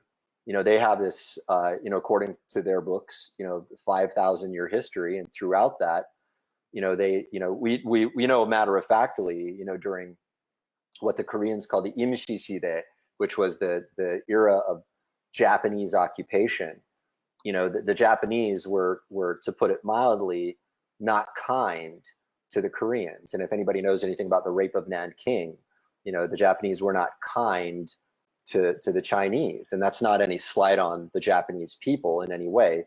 Races of humans have been cruel to other races of humans all throughout history. And anybody who thinks that, one race was crueler than the others just simply doesn't know what the fuck they're talking about. They, Right. at least they're willing to only look through one lens of many possible lenses of history. That's right. So it is very interesting that those two things are common. That this notion that one group is chosen often tends to be a concurrent phenomenon with real persecution. But here's the error. So a lot, and not all, many Jews believe that they were chosen because they were special. That's not the case. It's not the case at all. Okay, God, how do you know that?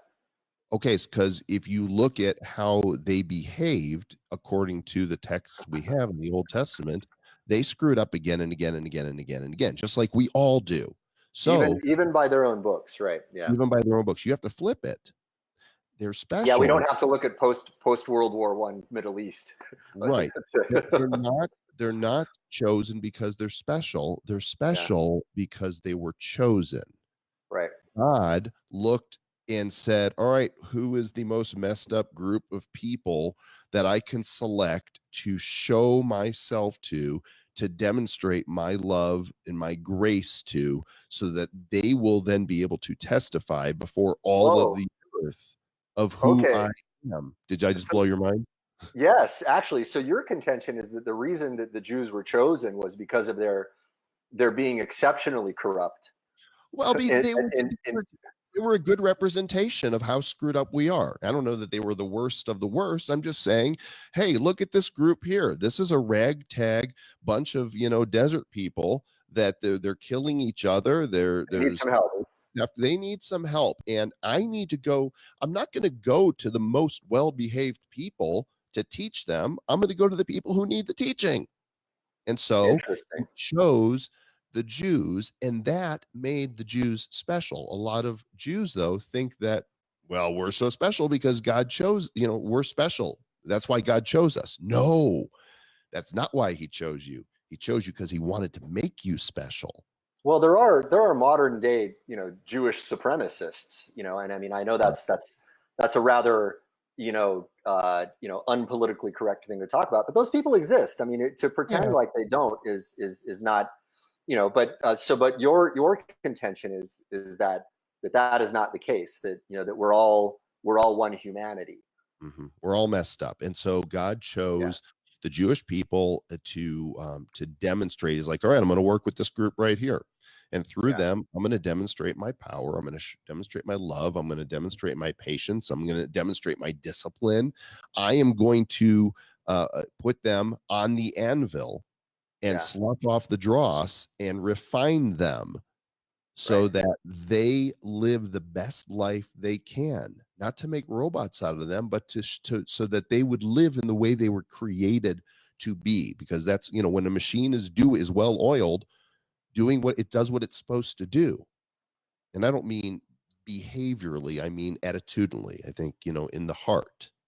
Yeah. Because initially, before the so-called alleged fall, God walked with man in the Garden of Eden, walked Right. with them. That's what the Bible says. He walked with them. And And when the they fellowship was wonderful, so they say, right? right, and when they went their own way, what happened? They were separated from him. They separated themselves from him. Why? Because they were now imperfect, and his perfect presence would be tainted by being with their imperfection in that intimacy. Yeah. Yeah. Saying Very it's a interesting. picture of Okay. heaven. Okay, now.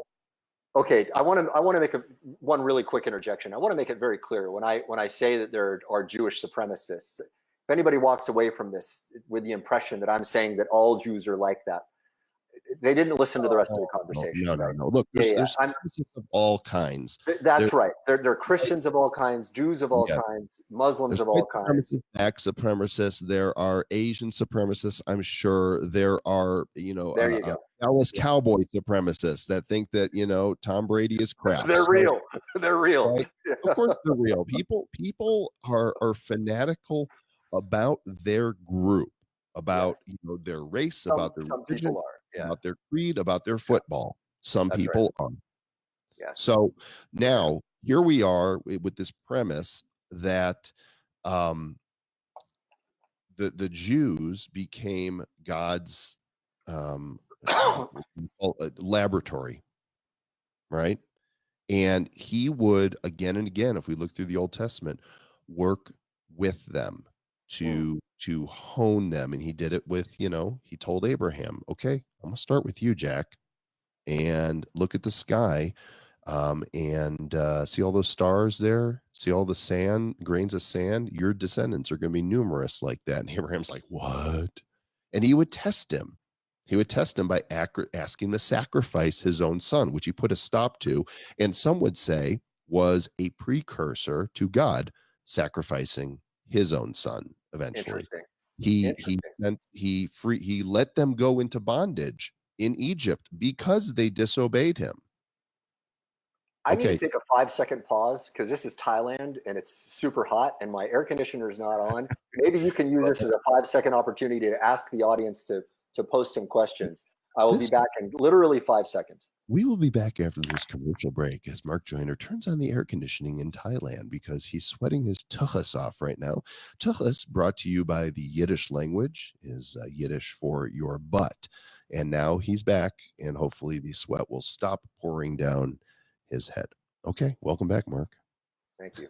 All right. Hopefully you talked a lot of trash about me while I was gone. So I did. Right, good. You'll never be redeemed now. Look what he did. So he brought them into, in bondage, and then he brought them a deliverer, Moses, right? And Moses was representative of a Messiah who would deliver the people from their slavery.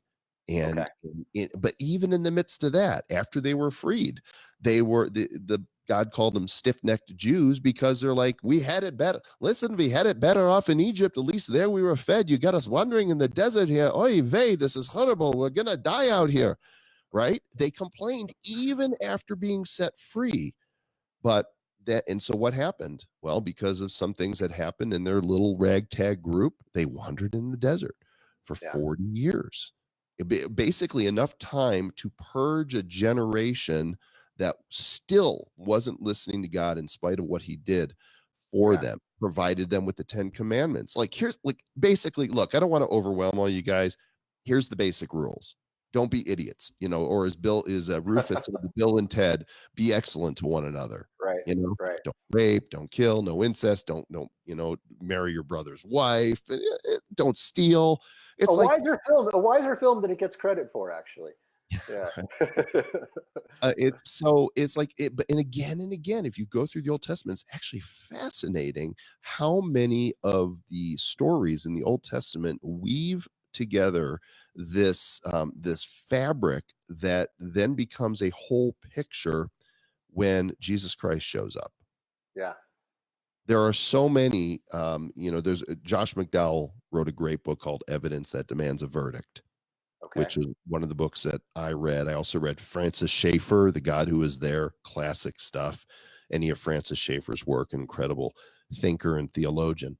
And there are something like, I don't know, 300 or so prophecies, times in the Old Testament that something was said that then you can look forward to the time when Christ was on earth and go, wow, that's he did that. In fact, there's an entire chapter in the book of Isaiah that many Jewish groups have removed from the Bible. It's the Really? 53rd chapter, and it Huh. talks about a suffering servant who will bleed and die for his people. And it's Yeah. actually they'll take it out of the Bibles there in some of these Jewish Bibles because it's a little too like, wow, maybe we've got this wrong. So you've got all these prophecies. Jesus So comes. what is the essence of the chapter? It's Isaiah 53. I could probably let me look it up But if you here. could summarize it. So okay. Yeah, Yeah. because the chapters are quite short. Maybe. Yeah, well, but this segment of it, when I read this to you here, it's Isaiah 53, and I'm just going to pick whichever version comes up, which is the New King James Version. So this is the segment says, "Who has believed our report, and to whom has the arm of the Lord been revealed? For he shall grow up before him as a tender plant and as a root out of dry ground. He has no form or comeliness when we see him. There's no beauty that we should desire him. He is despised and rejected by men, a man of sorrows and acquainted with grief. And we hid, as it were, our faces from him. He was despised, and we did not esteem him." Now, here's the part that's amazing. "Surely he has borne our griefs and carried our sorrows, yet we esteemed him stricken, smitten by God, and afflicted. But he was wounded for our transgressions, he was bruised for our iniquities. The chastisement for our peace was upon him, and by his stripes we are healed. All like sheep have gone astray, we have turned everyone to his own way, and the Lord has laid on him the iniquity of us all. He was oppressed and he was afflicted, yet he opened not his mouth. He was led as a lamb to the slaughter, and as a sheep before its shearers is silent. So he opened not his mouth." And it goes on here. "It pleased the Lord to bruise him. He has put him to grief," and so on and so on. And when you unpack this passage, this is a description of the life of Christ. Well, This so is, that's all in the past tense, but it's in the context is that it's a prophecy. yeah, it's Because I mean, Isaiah is all about the prophecy of the Messiah, correct? right. It had this had there was nobody in Jewish history that could be identified to have met this criteria, and Okay. there was nobody who in Jewish history had lived who by their stripes was healed. What does that mean by stripes? Well, Jesus took the flogging, right? That's what the stripes meant, the flogging of the whip before he was crucified. So this is a really cool passage to unpack, and there's many others. There's talks about the Messiah riding into Jerusalem on a donkey in the Old Testament, and Jesus did that on Palm Sunday. They put him on a donkey and they waved palms at him and said Hosanna. 1 week, so he rides into town, into Jerusalem, and they're waving palm branches and saying Hosanna, glory to the King of to the King. And a week later, they killed him. Oh, it's Right. such an amazing epic story. It's why they call it the greatest story ever told. Now, Right. I'm gonna circle back to something that's gonna close the loop on this. Please. Why Jesus? Why Christianity? If you look at all of the religions of the world, okay, forget atheism for a moment, because atheists don't really believe that there's nothing beyond this life, and so ultimately what we do here only matters for when we're here. All the religions of the world are a striving to be with God, right? Through an attitude of the heart, through an attitude of the mind, and especially through activity. Yeah. Now, if right. we are indeed broken humans, sinful world who live in a sinful people who live in a broken world, and we understand that there's nothing that we can do to attain that perfection, and we're screwed. Jesus Christ is the only religious figure, and I say personality, who doesn't require us to reach God. He reaches his hand down to us. And to me, there is no greater picture of a loving father than one that would make an ultimate sacrifice for the children that he so desperately loves and wants to be with him, to pave the way so that their imperfect selves could be with him for eternity and not taint that presence of perfection. Christianity, to my knowledge, is the only faith, and I hesitate to call it a religion because I don't think Jesus is about religion. I think it's Yeah. about faith. In all religions of the world, it is man trying to reach God. Jesus Christ is about God reaching to man. And to me, that is, no pun intended, but the final nail. Right. Yes. No pun intended, but a good one. But there it is. Regardless. It's the same. But there it is. Okay. All right. So, I see the gears turning. You're like, well, I'm wondering. So I'm trying to think of what I know of other religions. Are there any other religions that are like that? Yeah, it does Not seem that the rest are a striving, But Right. is that not is that striving not a part of Christianity? I mean, it's so you're saying that's there, but also.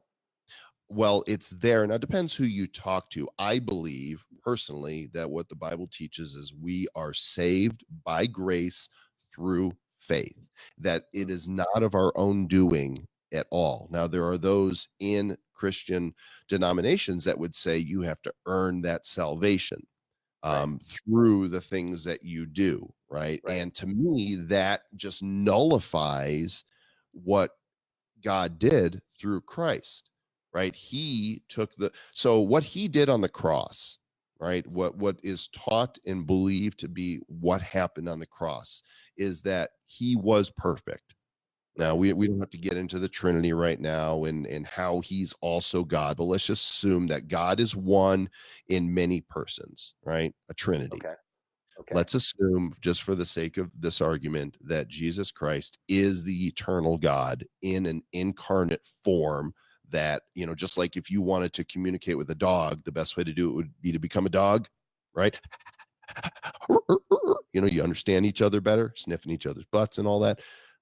God's like, all right, I've tried to do this with my people, and I think the best way to do this is to put myself into human form, be fully God, but also fully human. So I can speak their language. They can relate to me, and I can show them how to live.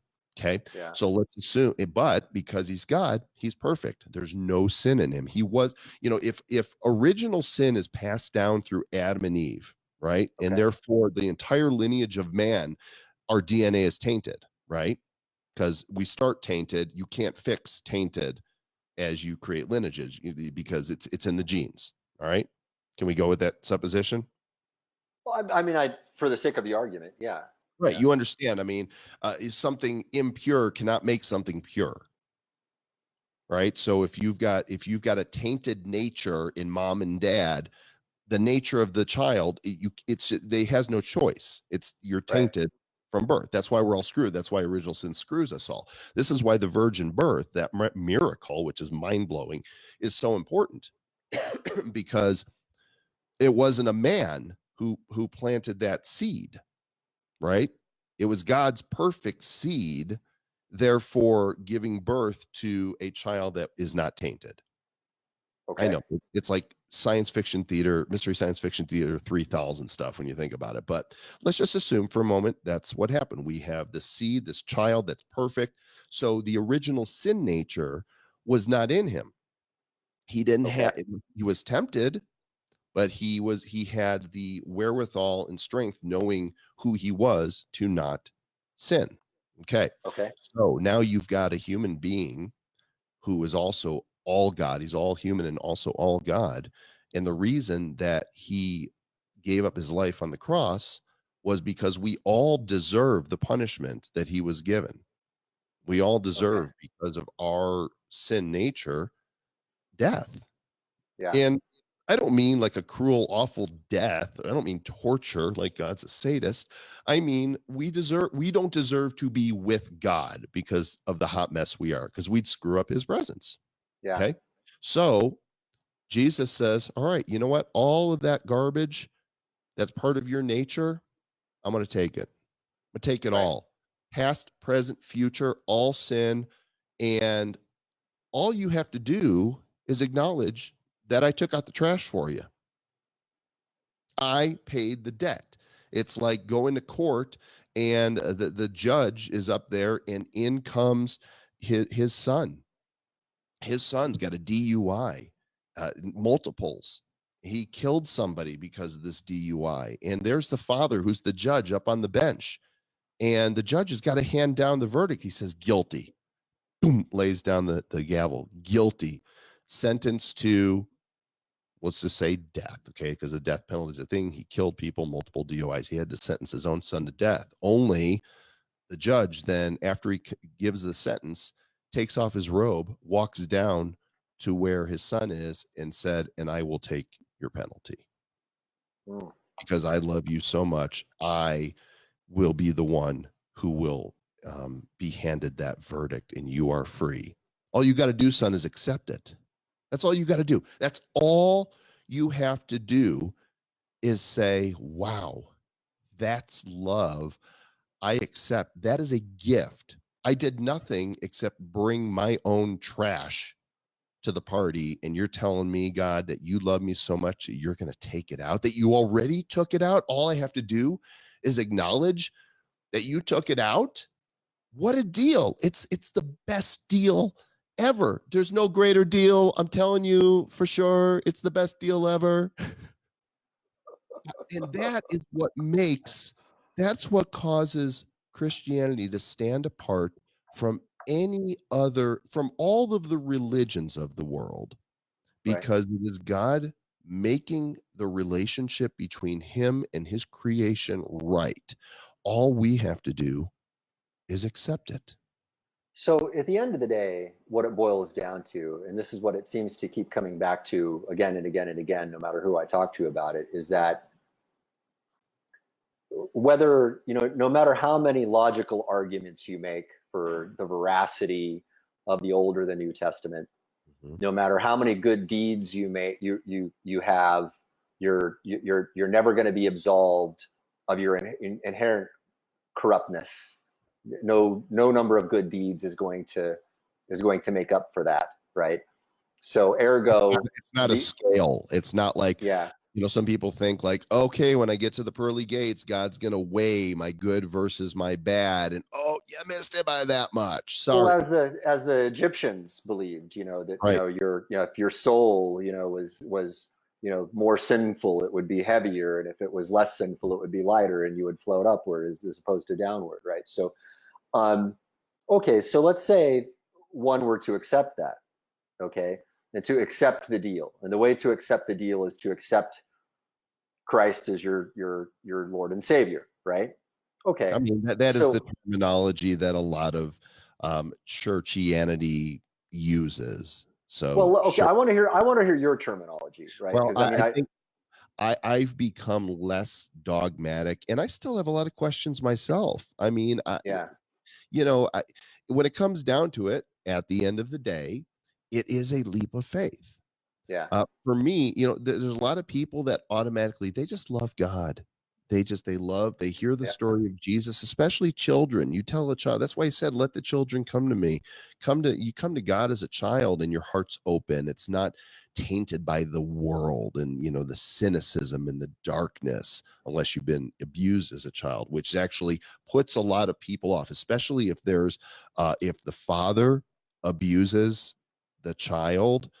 That puts a huge stumbling block for that child as an adult to accept God, because the picture they have of that father figure is painful. It right. hurts. but that's not who God is, any more than the silly televangelist saying, put your hand on the TV, scamming people, are a picture of what Christianity or the pedophiles and, you know, whatever church they're in is a picture of who God is. He smacks his head at that just as much as anybody else does. And Okay. so, you know, the at the end of the day, it is a step of faith.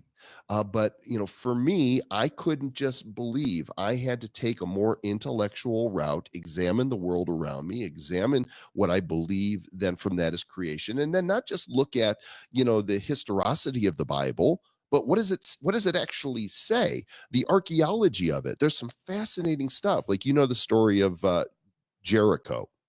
Joshua was told to march around the city of Jericho. They marched for 7 days and then they gave a shout and the walls fell in. Well, Right. here's what's really interesting is archaeologists have discovered what they believe is the ruins of that, and they'll tell you from demolition. Typically, when a building collapses, the walls will fall outward. Okay. But the Bible says very specifically, and I believe God designed it like this, that the walls fell inward. So there's a proof. There's something that happened that is not natural to happen. And in archaeology, again and again, will demonstrate the reliability of the Bible. Things that were said in the Old Testament that archaeologists in the Middle East and, you know, Israel in the area will discover, and they're like, well, this is just as the Bible says it was, right? Right. And we Well, have the mainstream archaeologists love to argue with these things, but they of have a course, they have a wonderful cognitive bias of dismissing things that go against, you know, the current acceptable consensus. And there's a lot of there's a lot of incentive to you know, to push back against heretical beliefs, of course. which is such an ironic phenomenon in science, right? But Well, then there's yeah, the prophecy angle, right? And you can go through and read all these different passages that then seem to have been fulfilled in some way. Some of them you can kind of like massage them into being fulfilled. Others are pretty stark and amazing. And then you've got the pure wisdom of the Bible itself, right? yeah, If you go into the book of Proverbs, wow, it is truly, I mean, you know, Solomon wrote most of the Proverbs. There's 31 chapters of them, which is great for those who want to do daily Bible readings because you can basically read a chapter of the Proverbs each day. yeah, And you start easily, digesting right? what's Yeah, in there. And it's like, wow, this wisdom truly is wisdom for the yeah. ages. Oh, And no doubt, no doubt. Yeah, there's those proofs that are in there, and there's more. You know, I forget, it's been a long time since I went down this rabbit hole, and now I'm in a place where I'm far less dogmatic. Truth is, I don't even like going to church anymore because I feel like and that's not necessarily, I'm not saying don't go to church.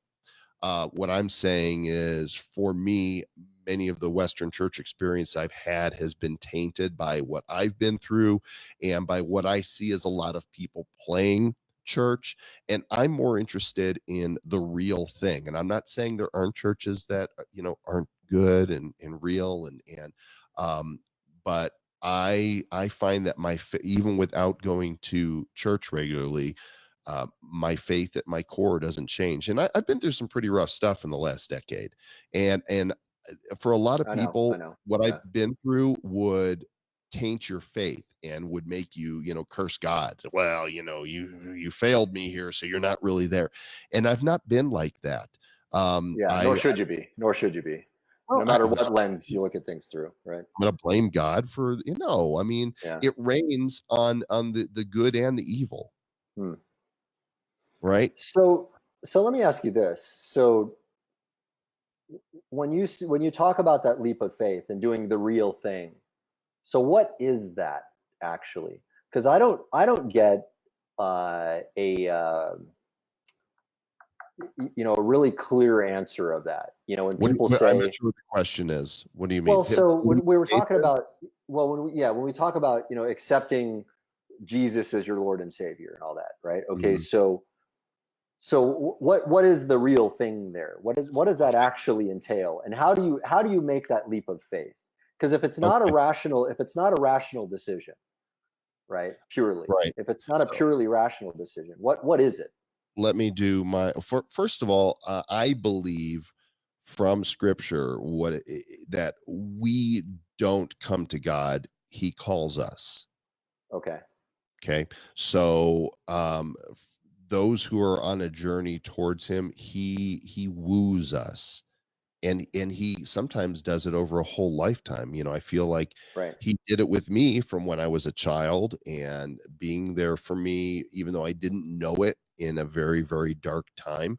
I believe even when I was at college and a druggie and mocking Christians, I was one of Right. those that there would be a preacher on the quad and I would be mocking him. I was not good. And even in that moment, an experience happened that took me aback and made me think, oh, maybe I shouldn't do that. Yeah, maybe I'm being a dick right now. Maybe I'm being not, beyond being a dick. Maybe I'm really Yeah. wrong. Yeah.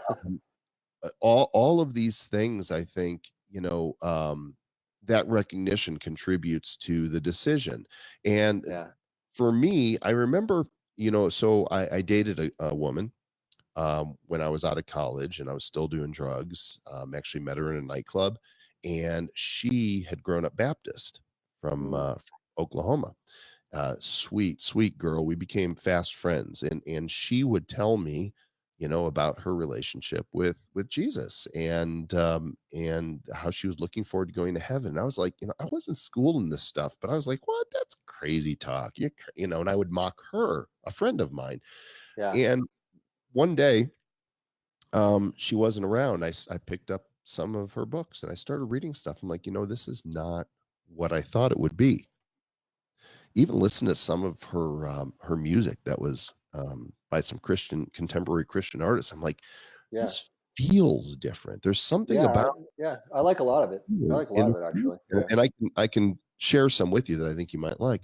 Um, and I started going down the rabbit hole and doing my own reading. And it took me on a long hunt through new age stuff, the whole Shirley MacLaine type thinking and crystals and meditation. Not there's anything wrong with meditation, just it's the object of it that could be good or bad.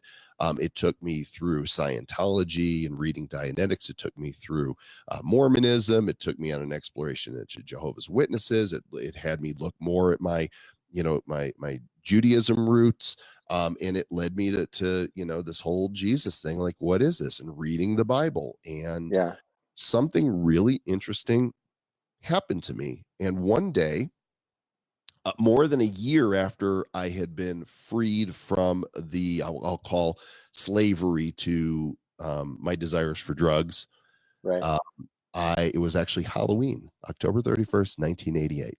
I walked into a Christian bookstore and I asked a young kid there, I said, what do you got here that would help persuade somebody that, that Jesus was who he said he was? And he showed me some books, and then he had this moment of prescience, and he looked at me and he said, wait, is this for you? And I said, yeah. And he whipped out a 4 Spiritual Laws tract, a little booklet, Okay. basically, that walked you through this notion of things we've been talking about. Man is sinful and unable to save Is himself. this one of these old, what do they call them? The heck tracks, I think. These Yeah, one of these old it's a gospel tract. the cartoon tracks. Yeah, Jack Chick was the one who did all The those. Chick tracks. Yeah, Yeah. it was like that, kind of like that. It was Okay, called so the 4 Spiritual Laws, and 4 Spiritual Laws. Okay. yeah, the 4 Spiritual Laws, if I remember correctly, was that man is sinful, and because of that, we don't have a way to make our relationship with God right, and that the penalty for sin is death, e.g., separation from God, and that Jesus Christ paid the price for us. And he made the bridge. I mean, the illustration they used in the cartoon book was this chasm with us on one side and God on the other, like a Grand Canyon, and the cross was the bridge between. So the cross bridged the two sides of the chasm. That clever little illustration. And when you went to the cross where Jesus paid the price, then you were able to get to the other side safely. He became our advocate, and all you have to do is cross over the bridge, say, you know what, I believe. And that's it. Then there's this terminology of asking Jesus into your heart. I don't think that that's, theologically, I think it's just an attitude. And when I was in that store that day and this kid whipped out this tract, turned out he worked for Campus Crusade for Christ. He knew exactly what he's doing. Um, when he was going through it, I realized from what I had read in the studies that I had been doing that I believed everything he had owned. Like I had arrived at that point. It wasn't like, how do I get to that point? I just had this realization that, you know what? I'm buying all of this. This makes sense. This thing that I used to mock that felt like a fairy tale, this makes sense. And from that moment, I just believed. And then the real magic happened. Okay. And so That's a cliffhanger for you.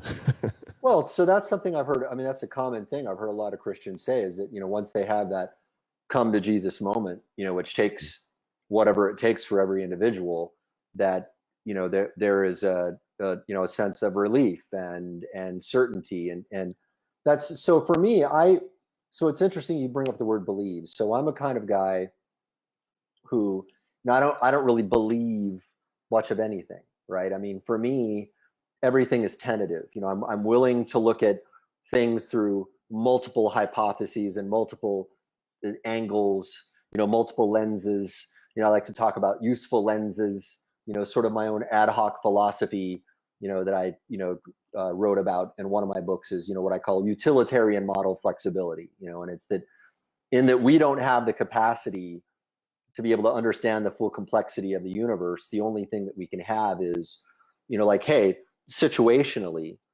contextually dependent, we can use different lenses, we can have different models of the universe that will work and won't work in certain contexts. So for example, one very practical example is that some may say that, Einstein disproved Newton, right? But when, in the second half of my military career, I was first, in military intelligence, and then I spent time as an artillery officer after that because I wanted to, get a taste of combat arms. It's a whole other story, but we didn't care, that the Newtonian laws didn't work at a subatomic level. I mean, you could get around downrange, 100 kilometers downrange, right on target, and it's all Newton all day long, right? So, for me, I think that, depending on the context, I'm going to use certain beliefs, certain models of the universe, depending on where I need to be, right? But this is a rather fundamentally important, situation here that we're talking about, right? I think so. I think it's core. I would say essential. So I have a problem with believing anything, right? So for you, believing was a course, and it was a realization of gaining conviction that led to a moment, and that particular moment was pivotal for you. Right. It wasn't like I'm going to decide to believe. I don't think that isn't accurate. It was a moment of understanding. And that I had internalized that. And so when I say I believe it was like this sense of this is reality. And so sorry, go ahead. Well, because this is reality, this is now who I am. So do you believe that those who don't have that realization or don't have that acceptance in their hearts, don't accept Jesus as a savior, do you believe that there is eternal damnation for them? I used to be dogmatic about this, and I lean more now into the I don't know camp. I like that. I like that. That's never sat well with me, that notion. It still doesn't sit well with me. The idea of, hell, there's some really good podcasts out there that kind of deconstruct a lot of things about, what we've believed the Bible to say, but deconstruct this notion of what hell actually is. Because there is imagery of, fire and brimstone, but I don't think the God that I believe exists isn't one who creates fear in people. The preachers, the last century that would preach fire and brimstone to scare people into heaven, that doesn't sound like God to me, because that is not a picture of what a father would do. I look at how Yeah. I, Yeah. as a Agreed. father, when I best behave towards my children, it's always wanting the best for them, always wanting them to love me because they love me, not because of what I've done for them, Right. not because I scare them into loving me, because you can't do that. You can't make little robots. Well, you can, but it's abuse. And Right. so if my desire is to be a good father, how much more so is God a perfect father that would never treat his children like that? Now, you can look at the scriptures, and there's the eternal debates go on about predestination, about losing your salvation, about whether or not you should dance or smoke or chew gum or swear. And all of those things, I think, are most of it is not essential. What's essential are the two commandments. Jesus summed it up. He said, these two commandments are what, the disciples came to him and say, which of the commandments is most important? And they were trying to get him to prioritize the 10 commandments. And he wouldn't do that. He said, here's the commandments. Love the Lord your God with all your heart, soul, mind, and strength, and love your neighbor as yourself. Yeah. That was it. He said the whole of the law is summed up in this. He said, this is the point. This is what the whole thing comes down to, is Right. love God and love people. That's it. Well, if that's your Christianity, then maybe we're the same, because I mean I don't have any problem with that. I accept that there is something more powerful than me, and I've had my own, journey, my own experiences, and actually, I might talk about, there are one or two instances that, after this conversation, I think might be useful to bring up. And I believe that, loving your neighbor, is extremely important, even when they're being assholes. It doesn't mean Hard.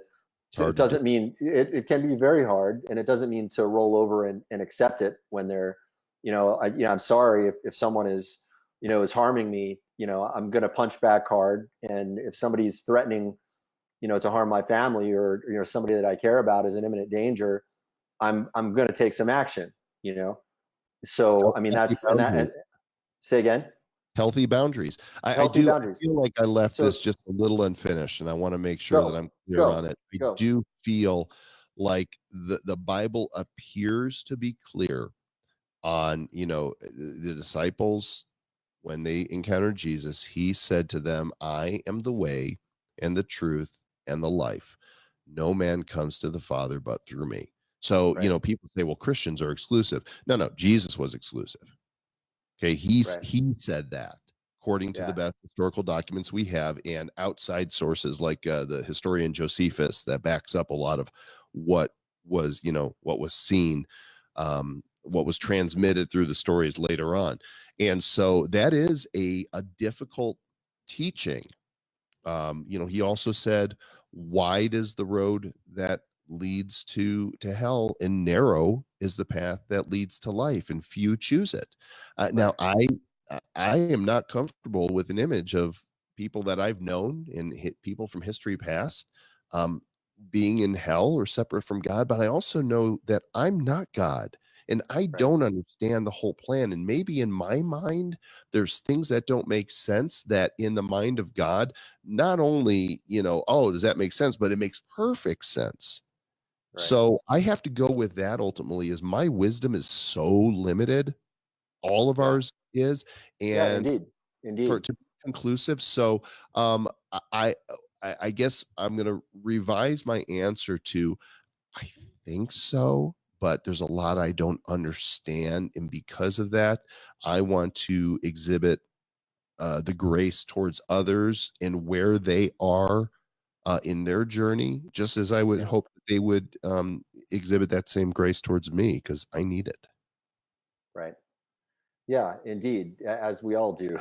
As we all do. Especially in these crazy times that we're in. Has this So been helpful? I'm curious, like, it where has. It did you has. I get mean, what you were hoping for from this conversation? I mean, yes and no, right? I mean, it's like, I mean, you've given me some new information, and I understand your perspective of it better. and I understand your path a lot more now, and I'm still on mine, right? And I suppose that I feel like something has communicated to me, throughout my life, in some pretty profound ways, and that I've received, signs of things, I mean, as I think probably all humans do.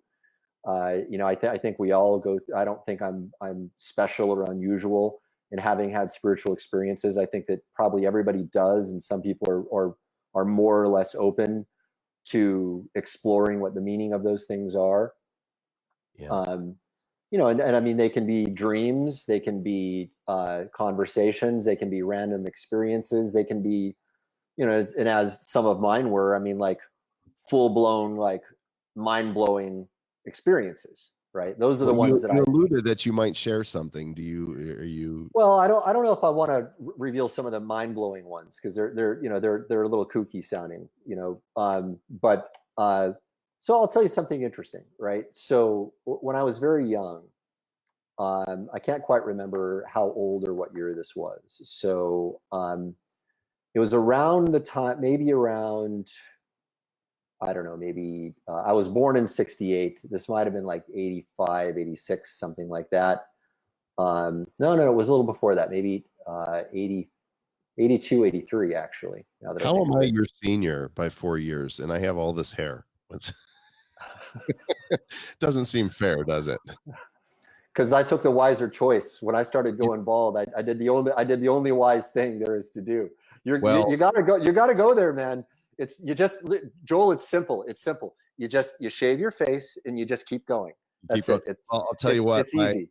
I might have more hair, but you are physically younger by probably a decade or more than I am. Well, yeah, and maybe we'll have another conversation about that. Hopefully, I can I can help you on that path as well. So yeah, I can't quite remember when this. I was quite young, and some of my hooligan friends and I grew up, by American standards, in the poorest of neighborhoods, and and statistically speaking, I should be either dead or in jail or worse, but I remember we were rolling through this. I grew up in projects, some of the times, in some of the poorer neighborhoods, and there was this security guard, that me and some of my hooligan friends had this random conversation with, and he was a hardcore Christian, and he was telling me some stuff, about his interpretation of what was going to happen in the future, according to revelations and whatnot, and he was talking about, and this was, bear in mind, this was around like 82, 83, right? I think actually, yeah. Look back on it. Yeah, it had to be about 82, actually. Yeah. So I was maybe 14 years old, 13, 14 years old. And this guy told us that there would be a time when there would be a group of people who would try to usher in a one world government, and that there would be this thing called the mark of the beast, and that the mark of the beast is not what people thought it was. It would actually be a microchip, right? Now in 82, 83, nobody was talking about microchips and like putting microchips in people's hands. I mean, that was not a public conversation. I mean, that was not. Read Hal Lindsey, though, right? The late great Planet Earth, because Hal Lindsey came out with that book in I want to say the early 70s, and oh, okay, I never read that. He talked about that. Yeah, he referenced. I mean, Hal Lindsey was very much an end times type of guy, and I mean, I've been a Christian and just in researching this stuff myself since 1989. So right. I've learned quite a bit about eschatology and the end times. And what's really interesting is I'm now in the cryptocurrency space. And Travis and I joke about this. While Travis is more spiritually ambiguous and doesn't, claim to be a Christian, while he follows moral principles.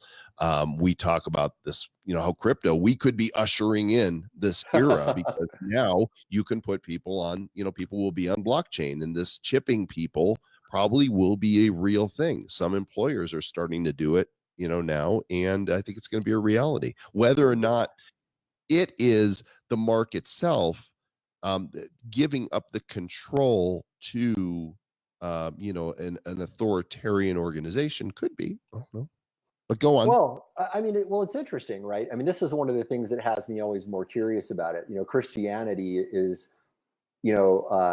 becoming more and more of a theme in a lot of the conspiracy circles, and I've always been quite fascinated with the conspiracy circles. I was exposed to the writings of guys like Robert Anton Wilson, who became a friend of mine, later in life, who passed away several years ago, and was just a super interesting, extremely intelligent man, and he spoke about people whose desire was to immanentize the eschaton, and what that means is to make the end times come more quickly, right?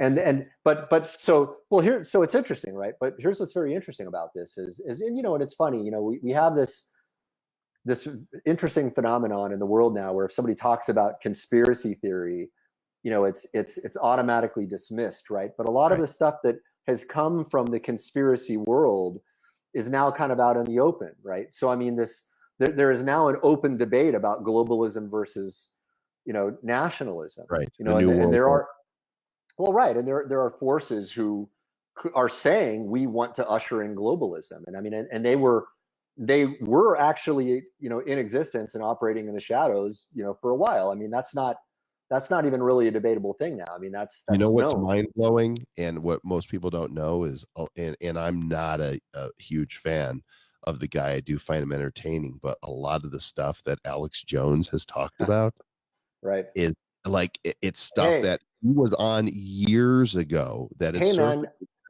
I mean, say what you will about the guy, right? I mean, I think that I watch him from time to time, and he's gone through layers and layers of I should say periods of being more and less rational, and there were times where he's quite over the top. But recently, right after these attacks in Iran, he was one of the guys actually speaking in greater depth and greater openness and greater intelligence than the entirety of anything I saw in mainstream media, be it from the left or the right. I mean, he was actually, his interpretations are looking now to be a little more intelligent, and I mean, it's looking more like now, like, and by the way, when the guys in MSNBC were misreporting that there were 30 deaths in those bases, being a guy who has friends that are in those bases and knowing people who have family members in those bases, right? I was literally like, I had to pause myself to control myself from getting so angry, because I thought, and by the way, these guys said it was unconfirmed reports, right? But we've clearly crossed a chasm here. And I'm like, wow, so this could be total bullshit, but everybody freak out. Right? That's what happened on Twitter. Everybody was like World War III. I'm like, yeah, you people, we have come to this trigger happy era where Mind Hive is epidemic. Anyhow, different. It is a different topic, but it's apropos, I think, for the conversation. I mean, because there's a lot of mass insanity, and I mean, and now that we know that the Epstein didn't kill himself. Yeah, right. Yeah, that's a whole other. And that, by the way, that was conspiracy theory for decades. The notion that Jeffrey Epstein and that Prince Andrew and that Jimmy Savile, and we have guys like Corey Feldman who are talking about pedophilia, who was dismissed for decades as well and ridiculed as a conspiracy theorist. And now all of this stuff is out in the open. I mean, it's very interesting. Well, it's not all out in the open. It needs to be all out in the open. But if it was, a lot of people would be going to jail.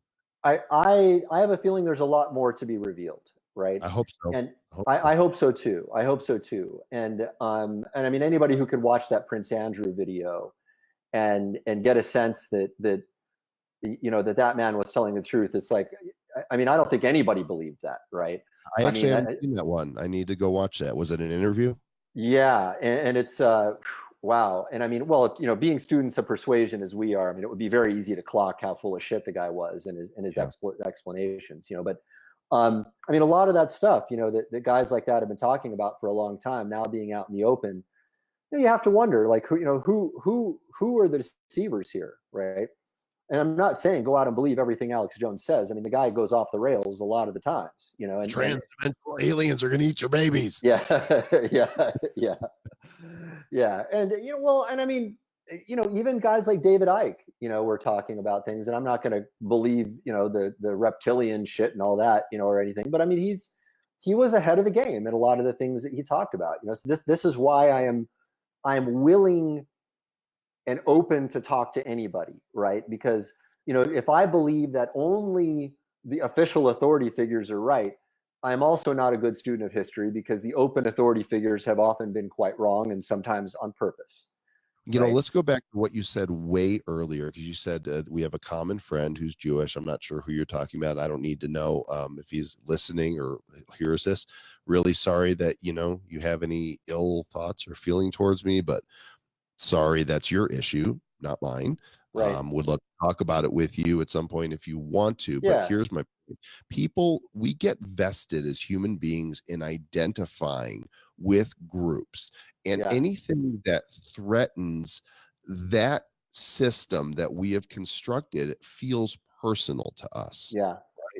And no matter what that is, how can you believe that, right? Well, I can because I can. And your inability to deal with that is really a reflection on your insecure belief, Exactly. not Exactly. That's not right. on what I believe.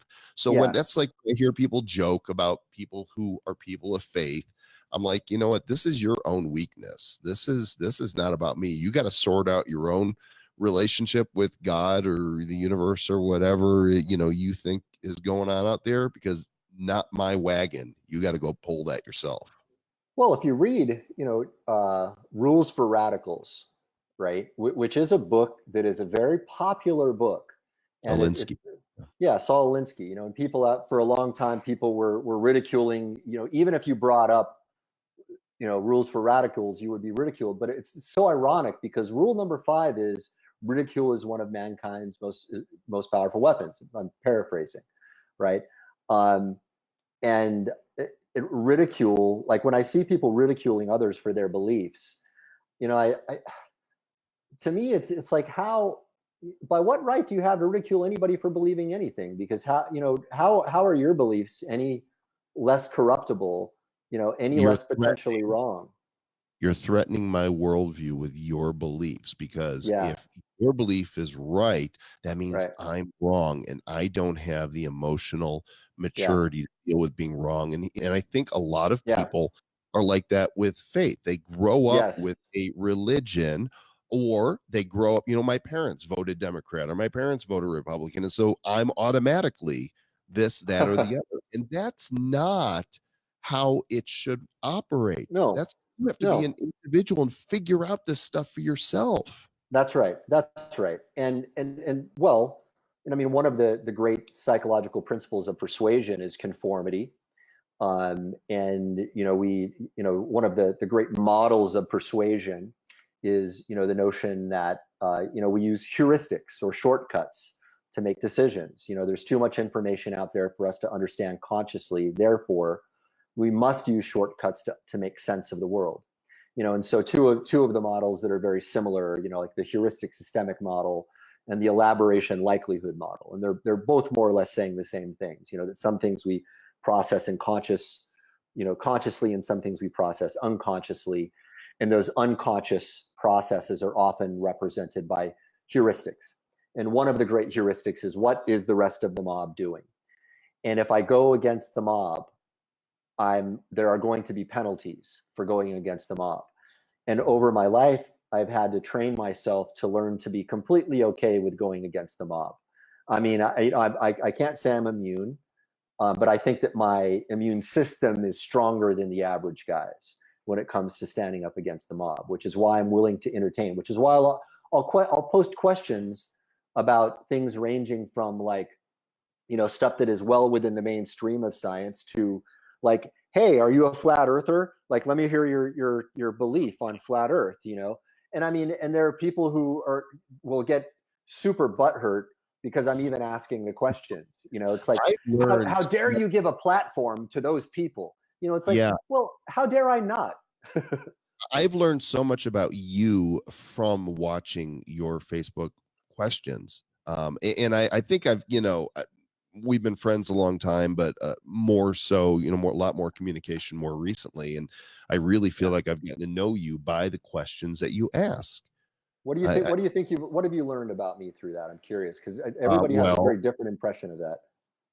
I'm not going to like take sides. I feel Please like, don't. I want the truth.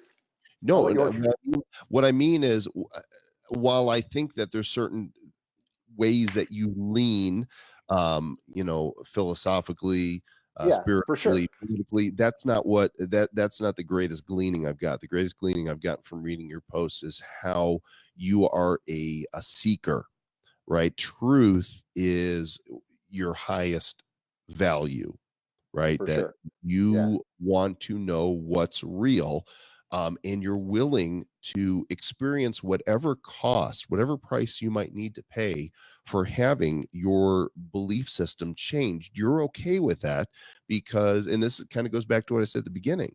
It's much better to take the red pill and learn a difficult, hard truth that might be embarrassing, might be humiliating. You might have to eat crow because you were wrong about something, but you would rather do that than live with a lie.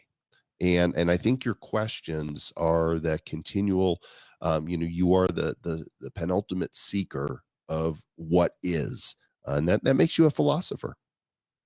Well, I'll accept that. I'll accept that. Like, that's kind of congruent with how I like to live. I think on top of that, I also want to simultaneously be, for better or worse, I've tried to hide at certain periods of my life from the fact that I have influence over people, and no matter what I do in my life, I always end up being in positions of influence, and I got to a point where I mean, for whatever reason, and I mean, and I hope that doesn't come out, as an egoic statement. I mean, it's just something that I haven't been able to accept, or to escape rather.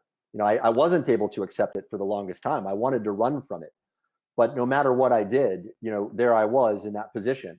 And so, I like to overlay that with a sense of like, responsibility. It's like, okay, if people are going to look at you as a leader, no matter what you do, you'd better show the fuck up as your best possible self.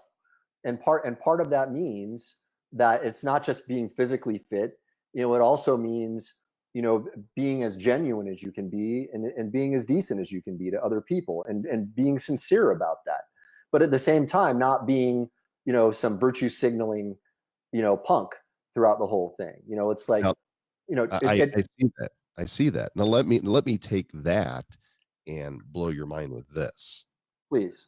I believe that is how God made you, and that those gifts that he's given you are by design to be used to demonstrate, reveal truth to others.